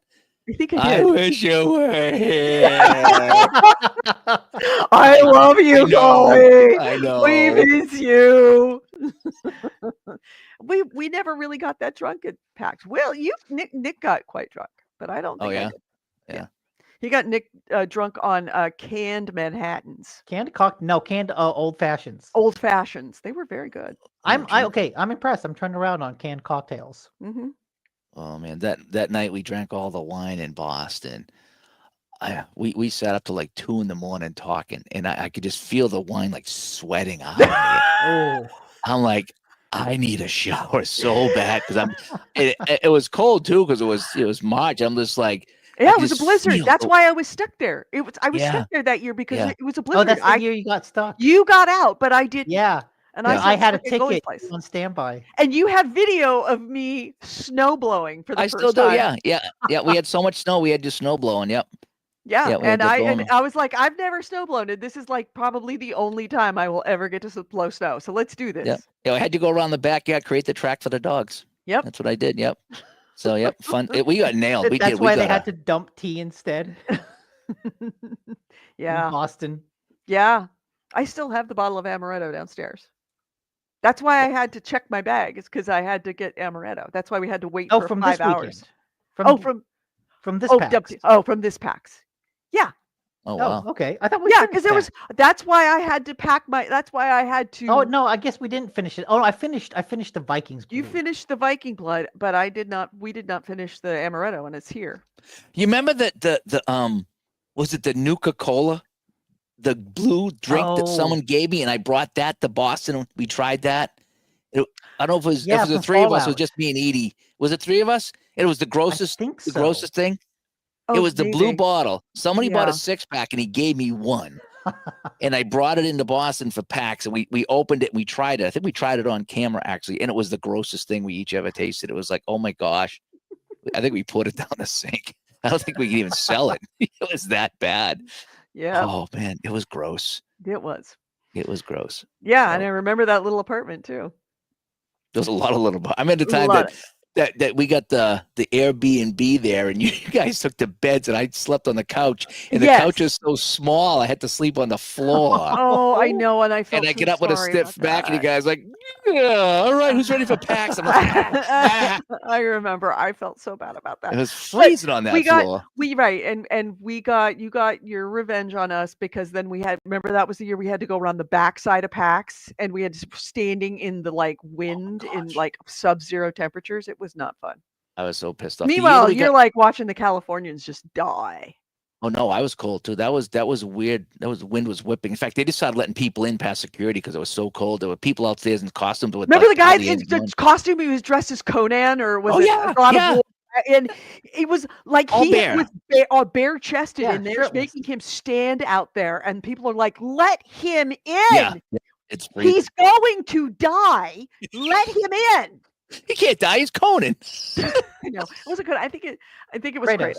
Yeah. Whatever it was. But yeah, I was like looking at him, like, oh no, thanks. No, and that year we got the hotel that was attached to PAX. That was the best because you can just go back to the room and crash or take a dump or whatever you wanted to do and chill out and then go back because there's no place to sit at PAX. You're sitting on the floor all the time, So having that room was awesome. That was so cool. So anyway, but all right. Well, maybe we'll get you out here for Digital to Dice Con 2 in 2026. We did it at the end of May. Conan's nipples were probably a security threat. I was going to mention that Conan's nipples, you could have erased a term paper with them. Oh my gosh! Yeah, you could cut glass. Yeah, they were. That was pretty bad. Anyway, what month are we talking about? It's in Connecticut, right near the Foxwoods Casino. That's what I think we had it last year. I think we'll do it again there this year. And we had like 75 people show up, and we played games. What? And we played more than sports games too. What month in May. 2026? May. Okay. I think it was like May 26th. It wasn't the holiday weekend. It was either the one before or after the holiday weekend. Because in August 2026, I am going to be in either Spain or Iceland. I think it's going to be in Spain. Oh, nice. To see the total eclipse, solar eclipse. Oh, wow. In fact, I got to get my room right now because they're kind of running out. But yeah, I'm going there with my brother as a because I've been able to trace our lineage back to Spain into that same area. So it's like, let's go and just like, make the path of the fam. Did you see the last one that we had? And when they sent the news people to those places, it was pitch black. That's why I wanted to do it. I think it went right through like near Burlington, Vermont. And my friend's in Burlington, Vermont. And he said it got cold. Mm-hmm. It actually got cold. It says at noontime, it looked like it was 9 o'clock at night. It was wicked dark out and it got cold for those few moments. That's why I so want to do that because it's like, it is a unique situation. And the fact that it is going to be in Spain or Iceland, it's going to be kind of awesome. So just an excuse to travel. It's an excuse to travel. Absolutely. All right. You guys do your thing. We need to do the rest of the show. Good talking to you guys. Good luck with everything. And I'll be creeping around. I'll be creeping. I know you're always watching. See ya. Bye.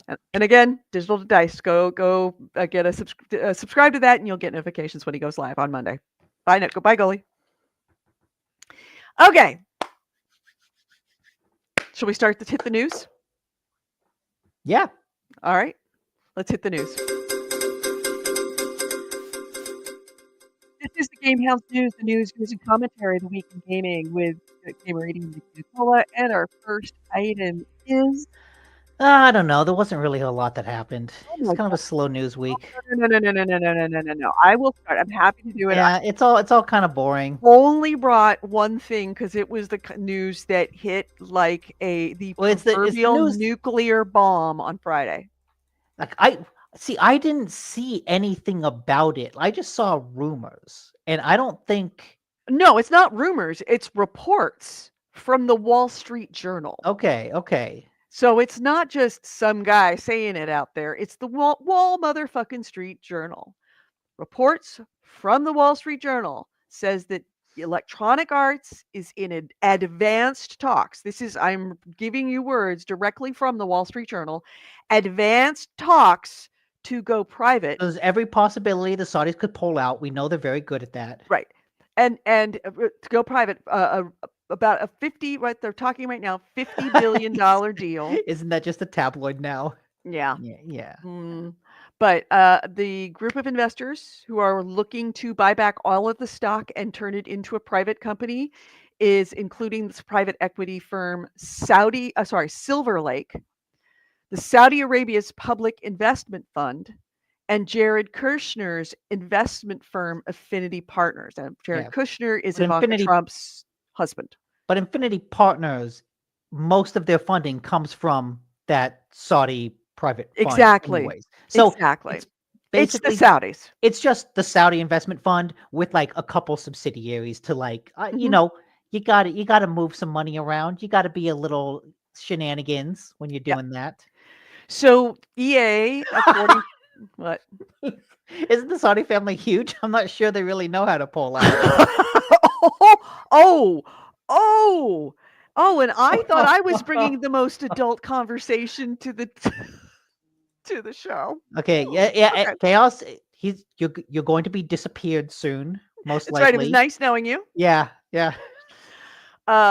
So EA has been, according to the Wall Street Journal, has a market value. Well, not according to the Wall Street Journal. It does have a market value based on the Yeah, I current think stock price of about $43 billion. They're yeah, talking yeah. about 50 billion, so it would be it would be a premium, let's just say. Worth it. Already the stocks have gone way up. It's a record high at $193.35, which was a Makes sense $15 because they're increase. proposing to buy it out for more than Mhm. the stock is worth, which is Right. what you always have to And do. with that increase, that made the company's market value $48 billion. So it gained another $5 billion in value just from the stock jump of the news on that. So the discussions are apparently still underway.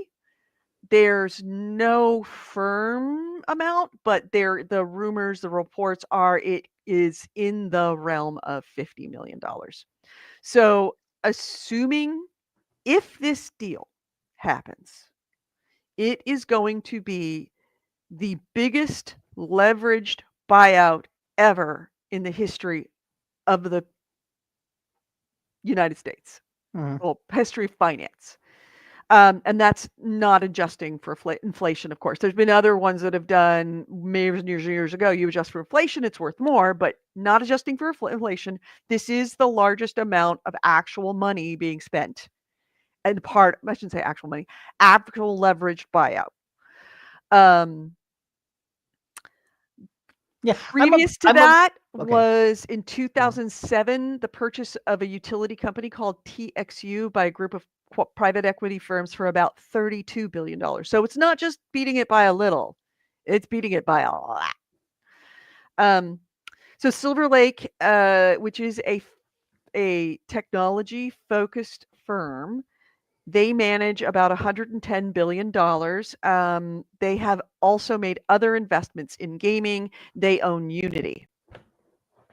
Okay.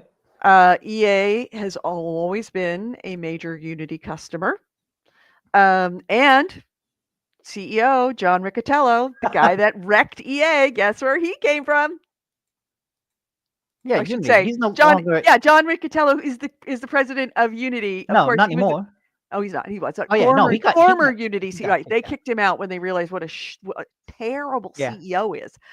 He The guy who wrecked EA went to go and wreck Unity. Yes. John Riccitiello. Because the largest buyout seems to be happening every other year now.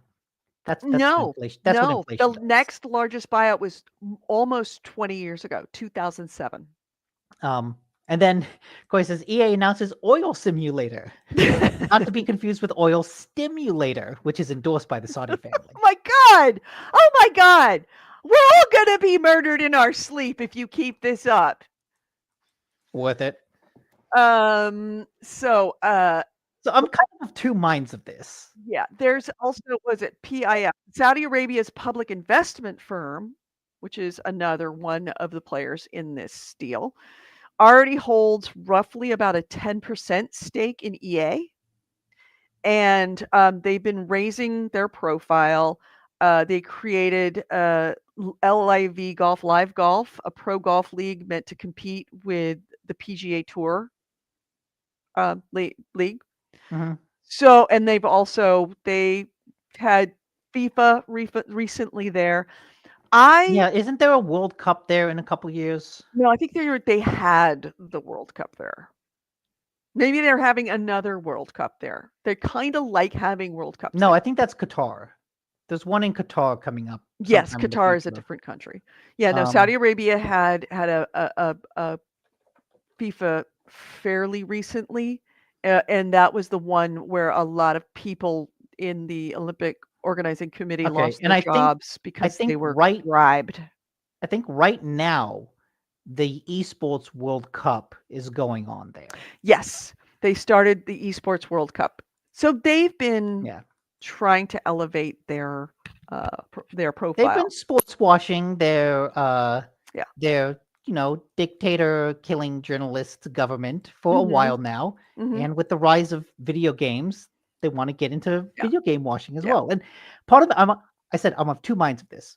On one hand, having Saudi Arabia, which, as I said, journalists killing a dictatorship, maybe not the best to have them control. Not really an dictatorship, more of an oligarchy. Sure, oligarchy, having them control a major American entertainment With company. a lot of human rights questionable practices. But on the other hand, I'm kind of pro taking a company like EA private because so much of the disaster that's been facing the gaming industry is driven by short-sightedness in the stock market.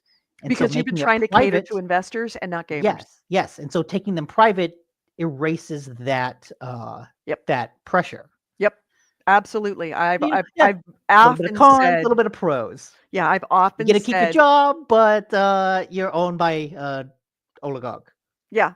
So you're not gonna be able to make games as freely as you like to, but when you make them, they're gonna be really, really, really, really good, and they're going to be investing into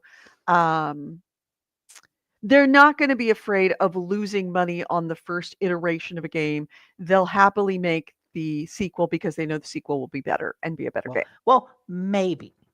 Like ideally, that's what this does. Is that would give EA freedom to like take more risks financially than they would have before. In practice, there's absolutely no guarantee that will happen. Yeah. So my Tin Hats conspiracy theory that has that I personally dogged the Saudis with is, as you know, I have said that the Saudis pulling out of this is the same company that pulled out of the Embracer deal, the Saudi Arabia's public investment fund.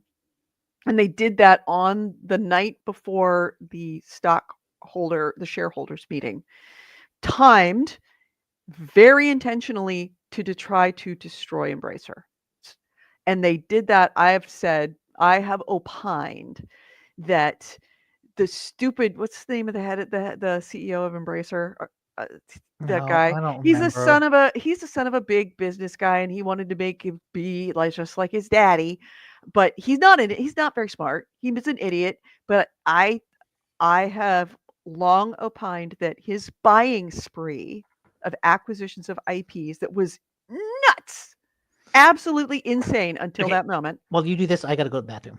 Okay, was precipitated by him having a handshake agreement with the Saudis that the Saudis were going to invest several $billion into Embracer to build all of these games that he had bought the IPs for. And when they pulled out, timed and intentionally timed at like 11 o'clock or midnight before the shareholders meeting, that timing of it indicated that what they were trying to do was destroy Embracer, that they were trying to put Embracer out of business because what they wanted to do is they wanted to snap up all those IPs for themselves at pennies on the dollar because Embracer was going to have a fire sale, and Embracer didn't die. And they were hoping Embracer would die, and it still hasn't died. They still want some IPs, so they bought EA. Chaos and I, after the game playing last night, Chaos, Nick, and I talking about this, and Chaos actually brought something else up that was also a very interesting thought about this acquisition, if it is true, is that Yeah, they want to, like you said, sports washing. Sports washing would include, and they have video game washing as well, but sports washing and video game watching would include FIFA. But EA doesn't have a license for FIFA anymore for their FIFA games. I will take this one a step further. This is like full tin hat conspiracy, but I don't think it's that tin hat. FIFA is a privately owned corporation. It's not public. FIFA is private. I think that with the acquisition of EA, that it may very well be that the Saudi Arabia investment firm also either buys outright or invests heavily and gets a very large stake in FIFA so that it can once again EA Sports marry FC. FIFA with EA Sports FC, and you now have FIFA again.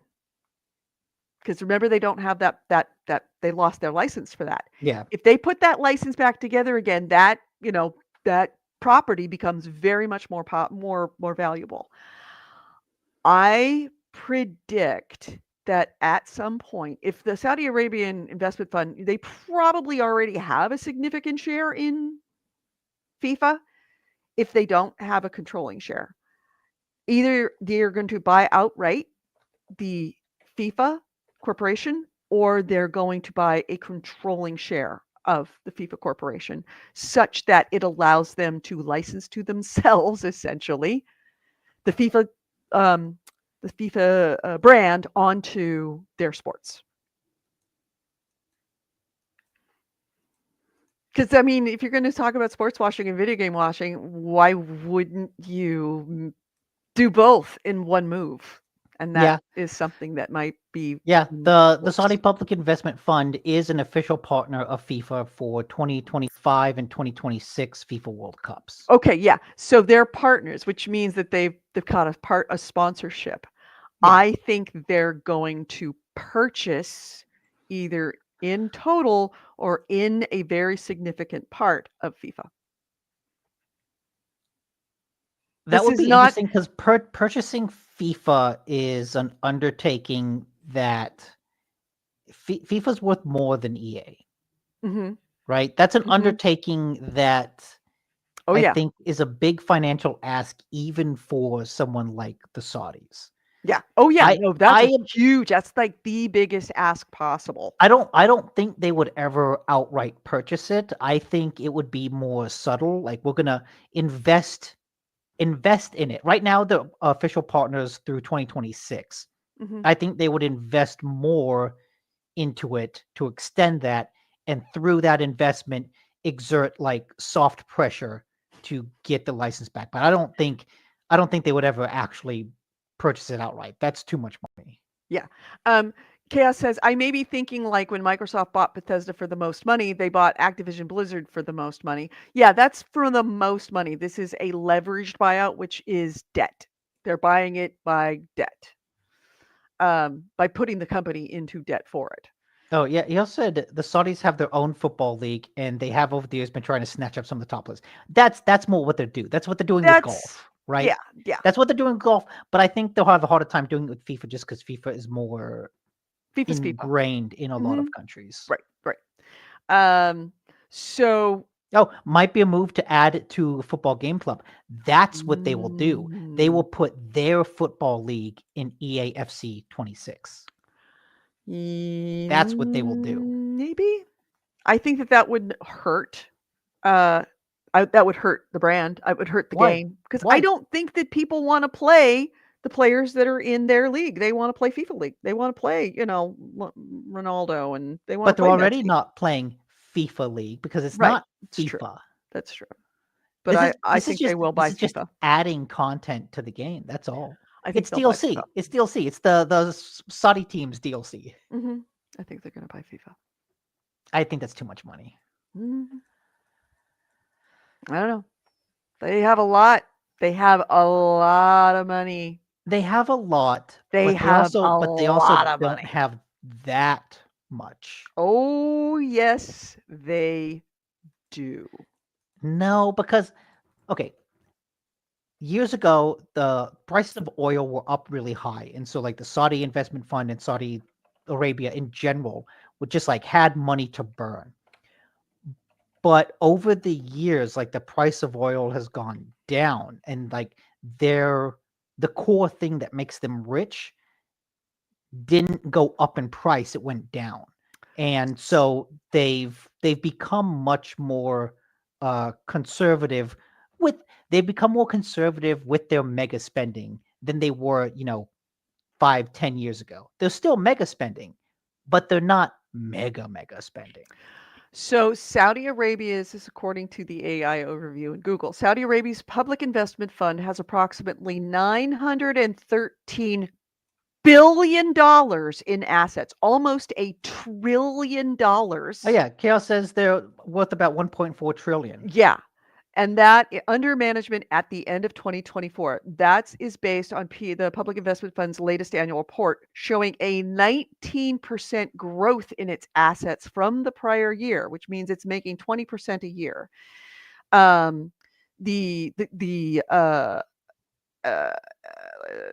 PIF is the driving force behind Saudi Arabia's Vision 2030 plan aimed at diversifying the economy away from oil. The fund has significant investments in global companies like Uber and Lucid, as well as the Saudi domestic ventures and large-scale projects. So they have a lot of money, like global scales amount of money. So yes, they do have that much. $50 billion, $100 billion. They've got it. But there's a difference between having it and spending it. True. They're not like just throwing it all away. They're very Yes. smart business people. They are absolutely smart business people, but they know that if they can get their hands and they can either get a small part and end up leveraging it to get a large part of FIFA, that would be an absolute moneymaker for them and would ensure that they are very diversified away from oil. Yeah. Yeah, no, and of course it would support many of the other. I mean, think about it. FIFA, they own part of Uber. I mean, what do you use when you go to FIFA tournaments? You use Uber, you use ride shares, probably invested in Airbnb. Guess what also makes money when you have a World Cup? Anyway, it's all they never make the mistake of not connecting all of their little dots together to each other. I think they do what Tencent has done in that they invest in a lot of diversified companies, but they don't outright buy that many of them, Mhm. which is a quieter route to take, right? Especially when you're a trillionaire fund. You don't want to be the James Bond villain that will Mhm. get James Bond to come and kill you. You want to be quiet. You want to be subtle. And that's why you invest instead of buy. You invest in all of these companies. If that You was the in- case, they wouldn't be buying EA. No, but they've also invested in Ubisoft. They've invested in Embracer. They've invested Unity. in a Did bunch you of know that they other own companies. Unity? Did you know they owned Unity? I didn't know they owned Unity. I think I heard something about that a while ago. But Yeah, that's the it thing is it we went over heard a my little head. something It went about over that my a while head ago. because they've invested in all of these things. You do it, you boil the frog. Yeah, yeah. Anyways, so this is a good segue. Mhm. With all the money they have to burn, they can probably afford the new Xbox Rogue Ally. Oh no. Have we finally got the price? We have an And official price. who's going to win? Because you and I have a bet. The bet What was the was bet? I said that the Xbox branded Rogue Ally would be more expensive than the non-Xbox branded Ally. Okay. That is true. I forget what I said. AC Wraith, I need you to I need you to. I knew it. Bring it I up. knew it. Okay, so lay it on me. What are the prices here? The God, and okay.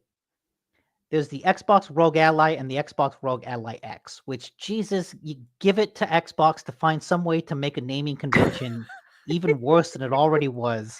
Well, it's always been the Rogue Ally and the Rogue Ally X. The Rogue Ally is the Yes. low end one. The Rogue Ally X is the highest one. Yes. The Rogue and now we Ally just runs added about what, $600, $700, and the Rogue Ally X is like $1,000, right? is like 900. Okay. The Xbox Rogue Ally is 600. The Xbox Rogue Ally X, which is the one you actually want, starts at 1,000. $999.99. I knew that it was going to be about $100 more because they have to pay for that licensing. Well, there's the pay for the licensing, but remember, this also comes right on the heels of them upping the prices of everything because of macroeconomic conditions. Tariffs. Yeah. But part of me thought, oh, maybe they're raising the price of the Xbox to $800 so that an $800 Rogue Ally X doesn't seem like that big of a deal. But then they went and raised the prices of the Rogue Ally X anyways. Mm-hmm. Yeah.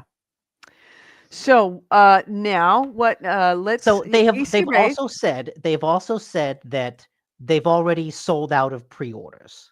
Even at this price, they've already sold out of pre-orders. GameHound 787. Edie says Xbox Rogue Ally will be more expensive than normal version. Nick has to play Stardew Valley if he loses. Do I have to do it on stream? Can I just, play it? Oh yeah. God, Edie has to play Phasmophobia if she loses. Oh yeah. Stardew Valley is kind of boring. Well, that's how much I didn't want to play Phasmophobia. It's such a boring game. Bitter says, I don't know which one I want to lose.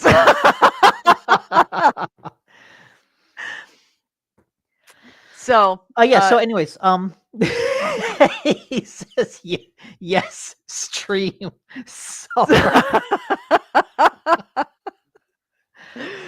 You shall all suffer in my scenario. Okay, well, look.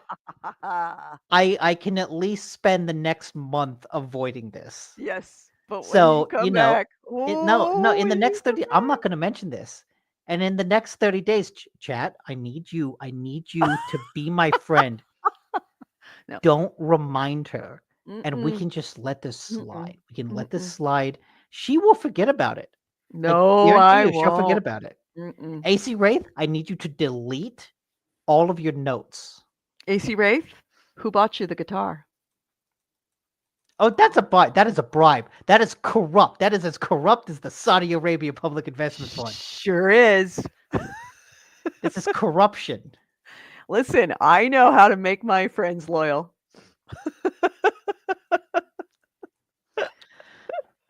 Anyways, as I was saying, they've already said that even at this high price, they've sold out of pre-orders. But I think that's an easy thing to do, right? Easy thing to say because then they didn't say how many pre-orders they had. They had 7. We had 10. Yeah, 10 pre-orders. I'll try to say, but I don't know if it'll work. Yeah, it's been Discord for ages. Well, take it down, dude. Take it down. But yeah. Higher price than we thought it was, but I also feel like that's higher price than you thought it was. I thought it was going to be that high. But this is in keeping with the prices of everyththing going up, right? See, I know who my friends are. Mr. Maynard. Hey, Google, set a reminder to tell Edie Nick lost the bet on the Xbox Rogue Ally in exactly a month. I hate all of you. By the way, another bit of also, advice. Another bit of marriage advice, which kind of is apropos to this moment. You know how much I'm enjoying being right? So does Rachel. The 3 words, and I'm not joking, the 3 most important words to keep yourself married as long as humanly possible is you were right. Not I love you. You were right. Have I got haters? Oh, everyone loves Stardew. What? I need a shot. I thought what? I need a drink. That's 4 words. He said, Chris says, I thought it was, I need a drink. Mm. Says you got it wrong. We gaslit Edie that she said it was going to be the same price, so she has to play Phasmo. AC, change it so that she's not wrong. You know what? Why is it all of my co-hosts gang up against me and all of the people, the listeners in the chat, all gang up against you? Because we know you better. 'Cause- You know me better. That's why. But okay, so back to the actual price. But yeah, Maynard does make a good point. But we all know the Steam Deck is still one hell of a good deal. It is. It Yes. absolutely is. Even more so now. Yeah. And by the way, the week after I bought the new one, guess what happens? Steam Deck's on sale, 20% off. Really?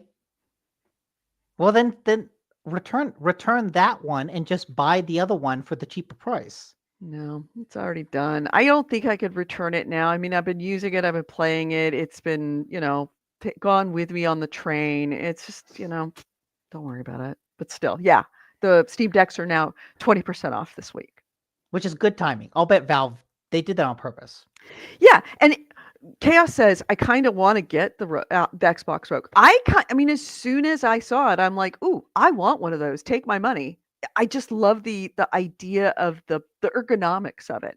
Even if the fact that it plays Xbox games seamlessly is wonderful. Except the ergonomics of it is so important. Except it doesn't. Yeah. Because the branding is confusing as hell.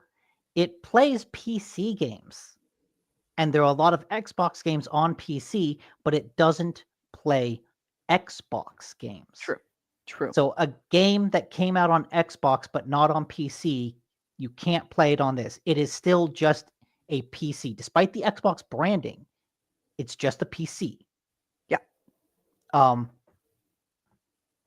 But yeah, I think that they expect this is a niche product and they're leaning into the I don't know, nicheification of high-end gaming, right? Sony was doing this with the $700 PS Pro. Microsoft is just full on fuck it mode, or like they don't care if it sells. They're Right? total. Everything is an They should Xbox. call it the Xbox YOLO. Because they don't care if it sells. Everything's an Xbox, right? Who cares if you buy this?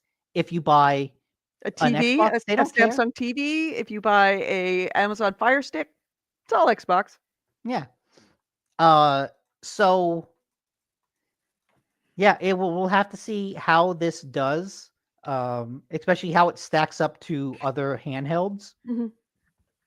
Chaos says, for me, it's because it's the best performing.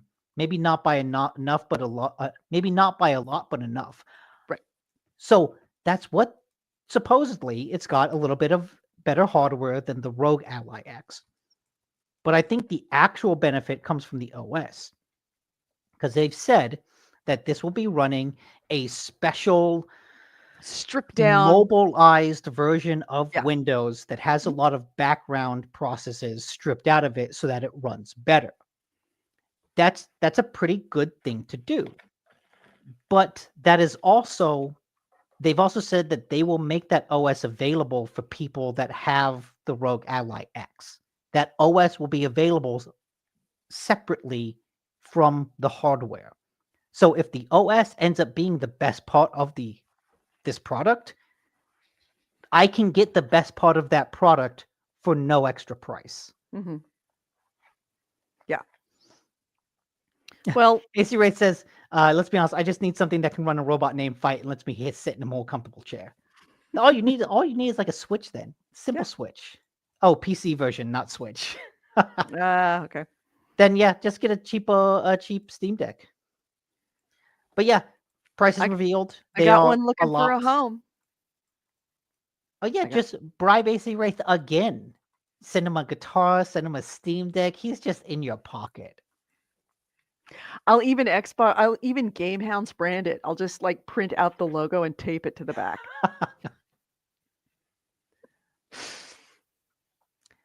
In addition to that, I guess we'll just stay on the Xbox train. Costco has said that they will stop stocking Xbox consoles and games. Really? Why? They've said it's just a business decision, and they have no plans to stock Xboxes or games or consoles going forward. But they still have great deals on Switches and PlayStations. Well, that's because probably Xbox is no longer giving them a deal anymore. And I think And they're insanely expensive. I think that's part of it, right? Is with all the price changes, there's kind of level of uncertainty there. I'm sure that kind of strains Microsoft's relationships with retailers because they don't know how much to things. They'll buy a bunch of stock. Now they have to price that stock up, which makes that stock harder to move, which means they'll sit on more unsold stock. And it just feels like a weird bridge to burn when in theory they have another Xbox console coming in the future. They have a Xbox handheld coming in, next month. Mm-hmm. And so this feels like a weird bridge to burn, but at the same time, like I said, it's not a weird they don't bridge. they don't care about hardware because everything's an Xbox. Exactly. And so I think this is a sure sign that Xbox doesn't care about hardware. I think there's a at minimum 50% chance that there is no next Xbox console. That Microsoft is fully getting out of the video game hardware business and will become just Purely a software software. provider. I think that the only thing that I could see conceivably why Costco's doing this is because, Costco is known for having either better stock, like my Xbox Series X, I got as a bundle from Costco because I was a member and I was able to, when it was made available at Costco, I was there hitting the button till I got it. Costco, because of who it is, because it is the 800-pound gorilla, it can demand things like we want this many of your console, or we want it at this price because we want to have a slightly lower price for our members. That's one of the things we count on. It's either it's better, it's available, or it's cheaper. And if Costco can't do that, we might not be buying it at Costco. In the case of Xbox, it's clear that Xbox has gone to Costco and said, possibly over the Xbox Rogue Ally X, the Costco went to them and said, all right, how many of these are you shipping us? We would like this many. And Xbox said, no, we're not going to give you that many, and we're not going to give it at a cheaper price. And Costco said, well, then we won't carry Xbox. If you're not going to work with us, we will remove ourselves, and we are a very large amount of consumers. We will remove these consumers from your consumer stream. And Microsoft said, go ahead, everything's an Xbox. And you're right, this does, in a very big way, create another very big piece of evidence that Xbox is no longer interested in being in the hardware business. It wants to be in the software business.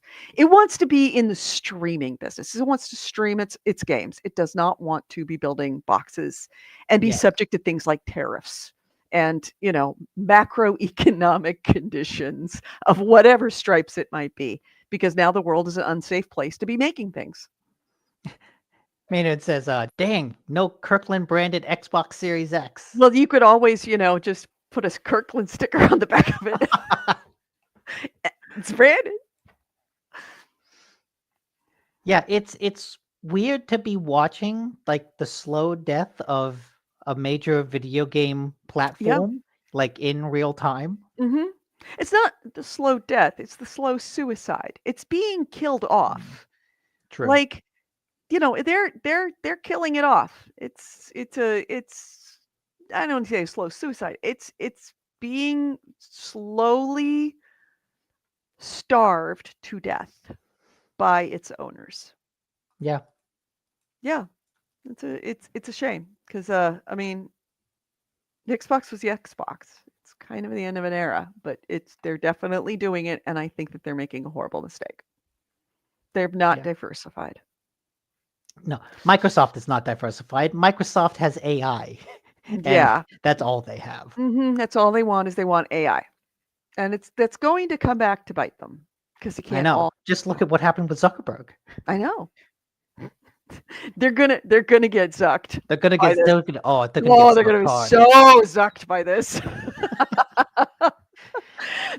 And Okay. then they're gonna realize that they jumped the mark. Anyway, let's keep it on Xbox. I got one more Xbox story. Mhm. They had a showing at Tokyo Game Show where they showed off. They announced. They didn't show off. It was just a CG trailer. Forza Horizon 6, which naturally set in Japan, Of course. showing it off at TGS. That's kind of the only new announcement there. Everything else was more looks at stuff that's already coming out. They showed off some multiplayer maps for Black Ops 7. They had a little bit of casting announcements for 007 First Light. They showed more about Ninja Gaiden 4, more about Monster Hunter Stories 3. Apparently, Bruce Lee is going to be joining Hitman as a partner. Nice. They've added a lot of Japanese locations to Microsoft Flight Simulator, and then a couple anime things. Neat. Yeah. I have nothing to say on it. I'm not a Forza player, and I don't care. Forza is fun. If I mean- anything, like bigger picture, this is Forza Horizon. Remember that they laid off like half the Forza team, Oh, and we yeah. speculated that they laid off the Forza team because Forza was the sim game, and Forza Mhm. Horizon is the arcade game that sold better. Right. So this is the first arcade game coming from the people that are still there. Mhm. Yeah, I don't care. Don't like driving games. It's one of the better driving games. I will I say know. that. It is. Yeah. People don't like it. I mean, it's just not my thing. I'm not a big into like virtual cars. It's not. Yeah, those are a lot of the big things. Mhm. All right, so non-Xbox stuff. Okay, let's jump sideways. There was a Sony State of Play event Mhm. where they announced a couple little things and then two big things. They showed off gameplay of Soros, which is the follow-up to Housemarque, follow-up for Returnal. Mhm. Returnal was like a big PS5 exclusive in 2020, like the year that it launched, and I loved it. I think Mhm. Returnal is like one of the only roguelikes that I actually loved to play. I think it's better than Hades. I think it's better than Dead Cells. I think it's better than any other roguelike. So I'm actually really excited for Soros. You can skip ahead. This part of the trailer is really slow. Just skip ahead to like the shooty. Get to the shooty action. Shooty, the pew pew. Get to the pew pew because it's got good pew pew. It does have good. Pew pew. Housemarque is known for like arcade games, and Returnal had just felt good to play and jump around, and this game kind of looks more of the same.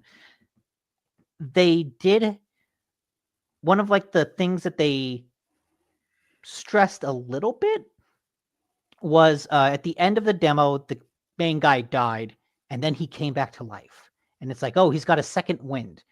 And they said that that is an ability that you unlock as part of a permanent progression ability. So in Returnal, your guns leveled up. And if you leveled them up enough each run, that would be permanent. So like you got it to level 1, 2, and 3. And if you got to level 3, next time you found that gun on a subsequent run, it would start at level 3. Then you went 4, 5, 6. And if you got to 6, then on subsequent runs, it would be level 6 when you picked it up. But the character yourself, you didn't change. And so in Soros, it looks like it will be more roguelite than roguelike, in that you will have permanent upgrades that will kind of make you stronger each run, which I always appreciate as someone who generally doesn't like the heavy repetition of a roguelike. Right. Then they showed off a lot of stuff about Wolverine, and this is the next game from not Sucker Punch. What are these guys? They did Spider-Man, Insomniac. Yes. Following up the success of their Spider-Man games, they have a Wolverine game. Oh wait, okay, I have some chats. Andrew says, I need to know why you slander roguelikes so much. I just get bored of them so quickly because you repeat the same area again and again and again, and it just gets boring as hell. And Returnal is the one game where you played level 1, 2, and 3, and then once you beat level 3, you got to skip those, and you started at level 4, 5, 6. So there was a progression there, and I wasn't just playing the same goddamn thing over and over again. But it says it looks like Dead Space, but less gross. Which, yeah, true. I, however, generally hate permanent upgrades. Yeah, I know. We have a fundamental difference of opinion here. It's about the builds, not the levels. I don't get, but the builds get boring. I want visual difference. That's why I like Souls-likes. Souls-likes have the loop of a roguelike, but you're constantly exploring new areas. Anyways, so Wolverine, this was a game that actually got leaked a while ago. Insomniac, I think last year or 2 years ago, had a major leak that showed off a lot of this game, a lot of a Venom game that they were working on, a lot of a multiplayer Spider-Man game. I think since then we've heard that the multiplayer Spider-Man game got canceled, but Venom is still in development. So that will probably come out in 3 or 4 years. But this is like the first official look at the Wolverine game. And it kind of looks like what you want out of a M-rated Wolverine game where you get to slice and dice people. Unfortunately, you don't get to slice and dice them completely. You still get to cut off some limbs. You still get to stab people, but you're not like dynamically slicing and dicing them out of something like Metal Gear Rising: Revengeance. But I don't know. They have established that they are good at making comic book action games, and so to see them make another one feels like a natural extension. Although I kind of hope that at a certain point they get to make something original, because Insomniac made a lot of great games, and now they're just kind of stuck in the Marvel sandbox. Nick doesn't like gameplay. He likes seeing numbers go up between PlayStations. He likes to torture himself by playing things he doesn't enjoy. That's true. That's not true. That's not true. That tracks.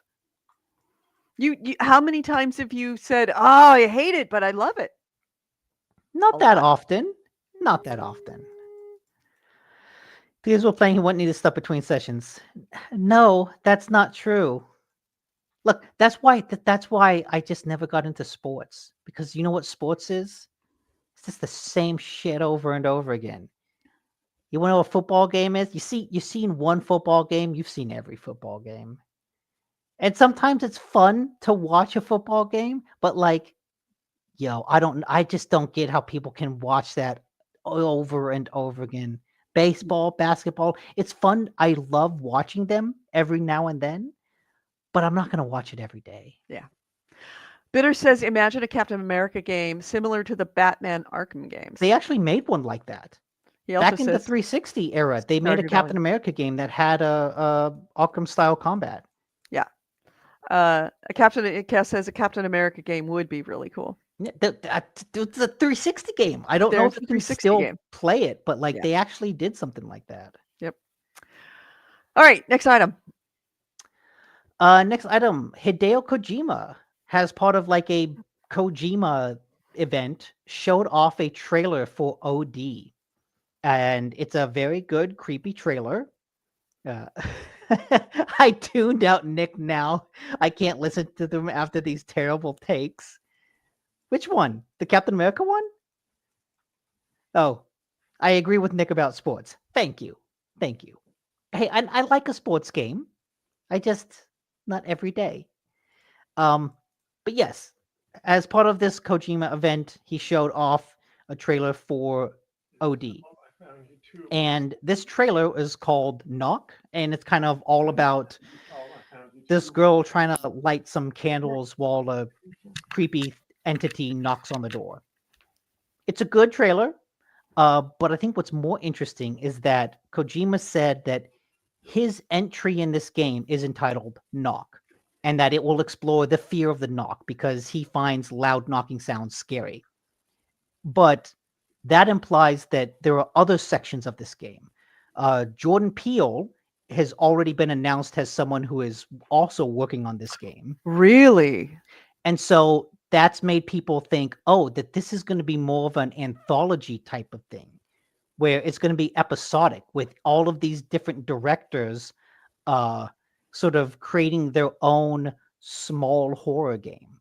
So what you're seeing here looks a lot like PT, and that's probably because it's a lot like PT. It's Kojima and it's a lot like PT. It's a Kojima being able to kind of make a PTS game, but it doesn't have to be the size of a full game, right? It's just a short little thing. AC Ray says, Nick and I argue over it a lot. Personally, I am so sick of RPG nonsense ruining otherwise good games. Oh. I think there's a lot of unnecessary RPG stuff in games, but I do think adding RPG mechanics to any game instantly makes it better.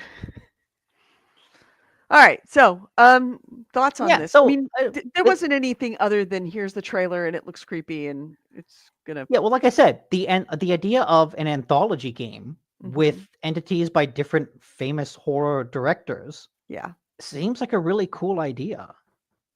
It does, and it's not something that we've ever really seen before.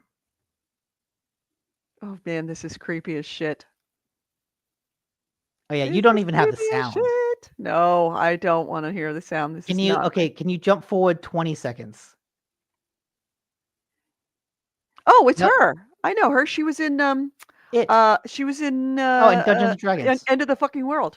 Oh yeah, that's right. I listed the two things of hers that you haven't seen. Yeah, she's fantastic. Now, if you had the sound on, you would hear a really creepy ass voice coming behind her. You can see like the shadows behind her kind of moving around. Oh, just listen to that.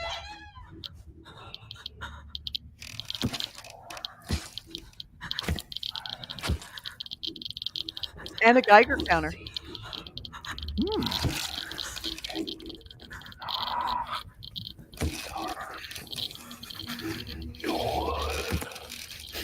Oh, no way. No way. No way, Jose, will I ever play that game. Absolutely not. Nope. I'm out. I am out. I'm so in. I know you're in. Oh no. Oh no. For all players and screamers, no. Edie, scream that. No. Not gonna happen. Make a note, AC. No, it's not happening. It's just not. That will have to be quite the bet I will have to lose to play that, because that's not. I just don't like it. It's like that will physically hurt me to play. You could always go back to that camera for an Outlast. No. Outlast was also really fucked up. Yeah. Outlast was very fucked up. And like I said, I'm not going back for that camera. That camera's lost forever. That camera's hanging out with Nick and my love child in the past the demon gate. Yeah. Okay. The final other item. Oh, actually I had one other one, but I forgot to make a banner. But so Xbox is coming out with their Rogue Ally X. Lenovo is also coming out with a handheld, the Legion Go 2.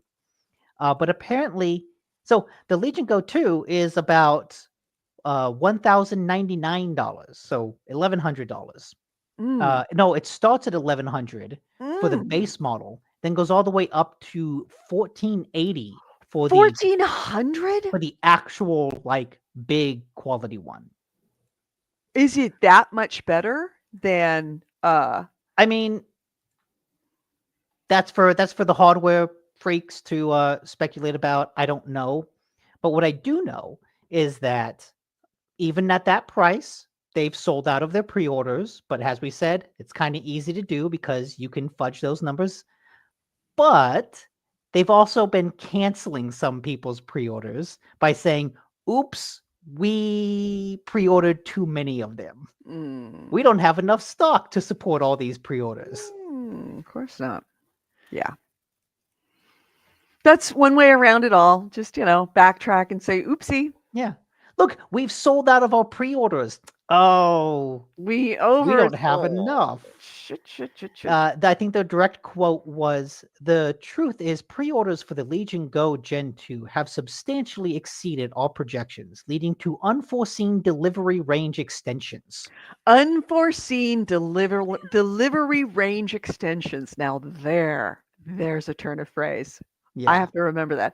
AC Wraith, take a note for that one. That if you can't deliver what you promised someone you were going to deliver, the phrase is unforeseen. Oh, if you can't deliver what you promised someone you to deliver. Not you. You. What was it? Unforeseen delivery range extensions. Yes. Oh, where was that? Unforeseen delivery range extensions. That's delicious.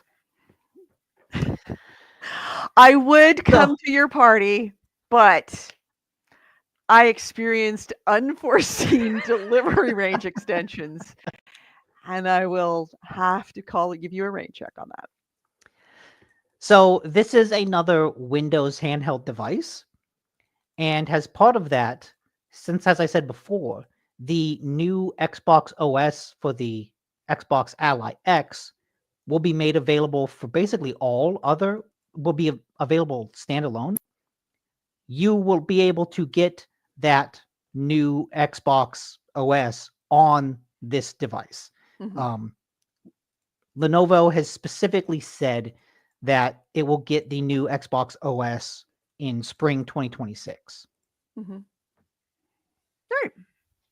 So what's this last item that you picked up at the last minute? The last item is that Steam will be ending support for 32-bit Windows. Oh, really? Mm-hmm. Wow. It will officially end support on January 1st, 2026. The existing Steam client installations will continue to function in the near term, but will no longer receive updates of any kind, including security updates. So you will still be able to run it. It just won't be updated. Right. It's a lot like what is happening with Windows 10. Exactly. You can run it, but it's at your own risk. It's old versions becoming unusable, which is like kind of a big deal for PC and PC gaming support, because PC has traditionally always been backwards compatible in a way that consoles are not, right? You can always play an older PC game. You're kind of, the way that you're describing, the way that they force everybody to upgrade or that they kill off an old operating system is what Xbox is doing to its hardware business. They're not stopping it. They're just no longer supporting it. You can still buy an Xbox. You can buy an Xbox. Won't receive updates. Right. It's just not going to get updates. It's not going to have the same kind of service that it has. You're going to have to probably go for an older model that may or may not run the new games on it. Yeah, they're when you say they're starving it, that's what they're doing. Is they're forcing your upgrade, and your upgrade being to streaming. So Valve has already pulled Steam support for all versions of Windows 7 and 8. In 2021, Windows 11 was the first OS to ship without a 32-bit version. And I think, according to Steam's hardware survey data, the use of Windows 32-bit, Windows 10, is so small that it's lumped in with other. So less than Linux, less than Mac. It's just other. Maynard says, not until you get into my territory with the retro scene. True. Exactly. This mainly affects like retro gaming. Mm-hmm. Speaking of which, 360 officially becomes retro Oh, it does. in doesn't November. it? 20 years. Wow. I should pull out my old original Mm. 360 that did not red ring. I have one of the few that did not red ring, and still works. Okay. I should turn it on and throw See it a what- little party. just Put a little turn hat it- on it. Turn it on and see what it does. Oh, it's probably going to scream bloody murder. It's just gonna immediately red ring. Yeah, no, I don't want to do that. All right. So anything else we want to do before we close out this? Thank God we made it a short show. Yeah. That's all I got. Yeah. Yep. Let me Let's get see. it. Let's go to IGN. Anything else? No, let's not. So Magic the Gatherings. Oh, Silent Nick- Hill F came Nick, out and have it a got really great good wedding. reviews. I'm not joking. Okay, seriously, I know we said like fuck Konami, but apparently Silent Hill F is like a genuinely great game. That's So what I've heard too. is Konami back? No. Fuck Konami. Just because they make a game doesn't mean we don't hate them. But they also made Metal Gear Solid Delta. Well, So have a great wedding. Everybody in the chat room, say goodbye to Nick as a single man. And we will see you again next time on the show as a married man. Yes. I will still be in Discord. I'll still be chatting. Good. AC Wraith brought to my attention. Remember I had mentioned Creepy Redneck Dinosaur Mansion 3, the Mhm. game that's a 3 that doesn't have a Of a 1 one or and it's all two. about the development. Apparently they made a sequel.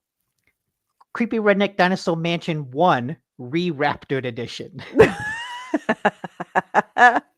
So having so much fun with that game. yeah, I went and bought that because that's hilarious. But I wouldn't have known about it unless AC Wraith mentioned it in Discord.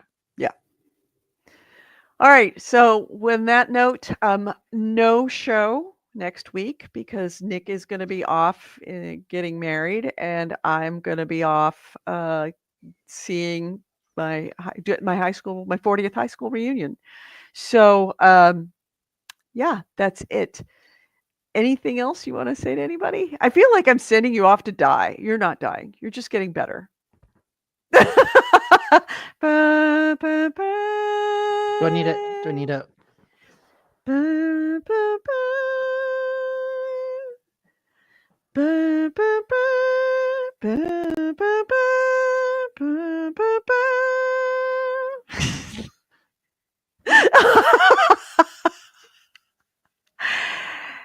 And on that note, you all know where to find me. I'm not even going to run the music. Goodbye, Nick. Next time we see you. Bye, everyone.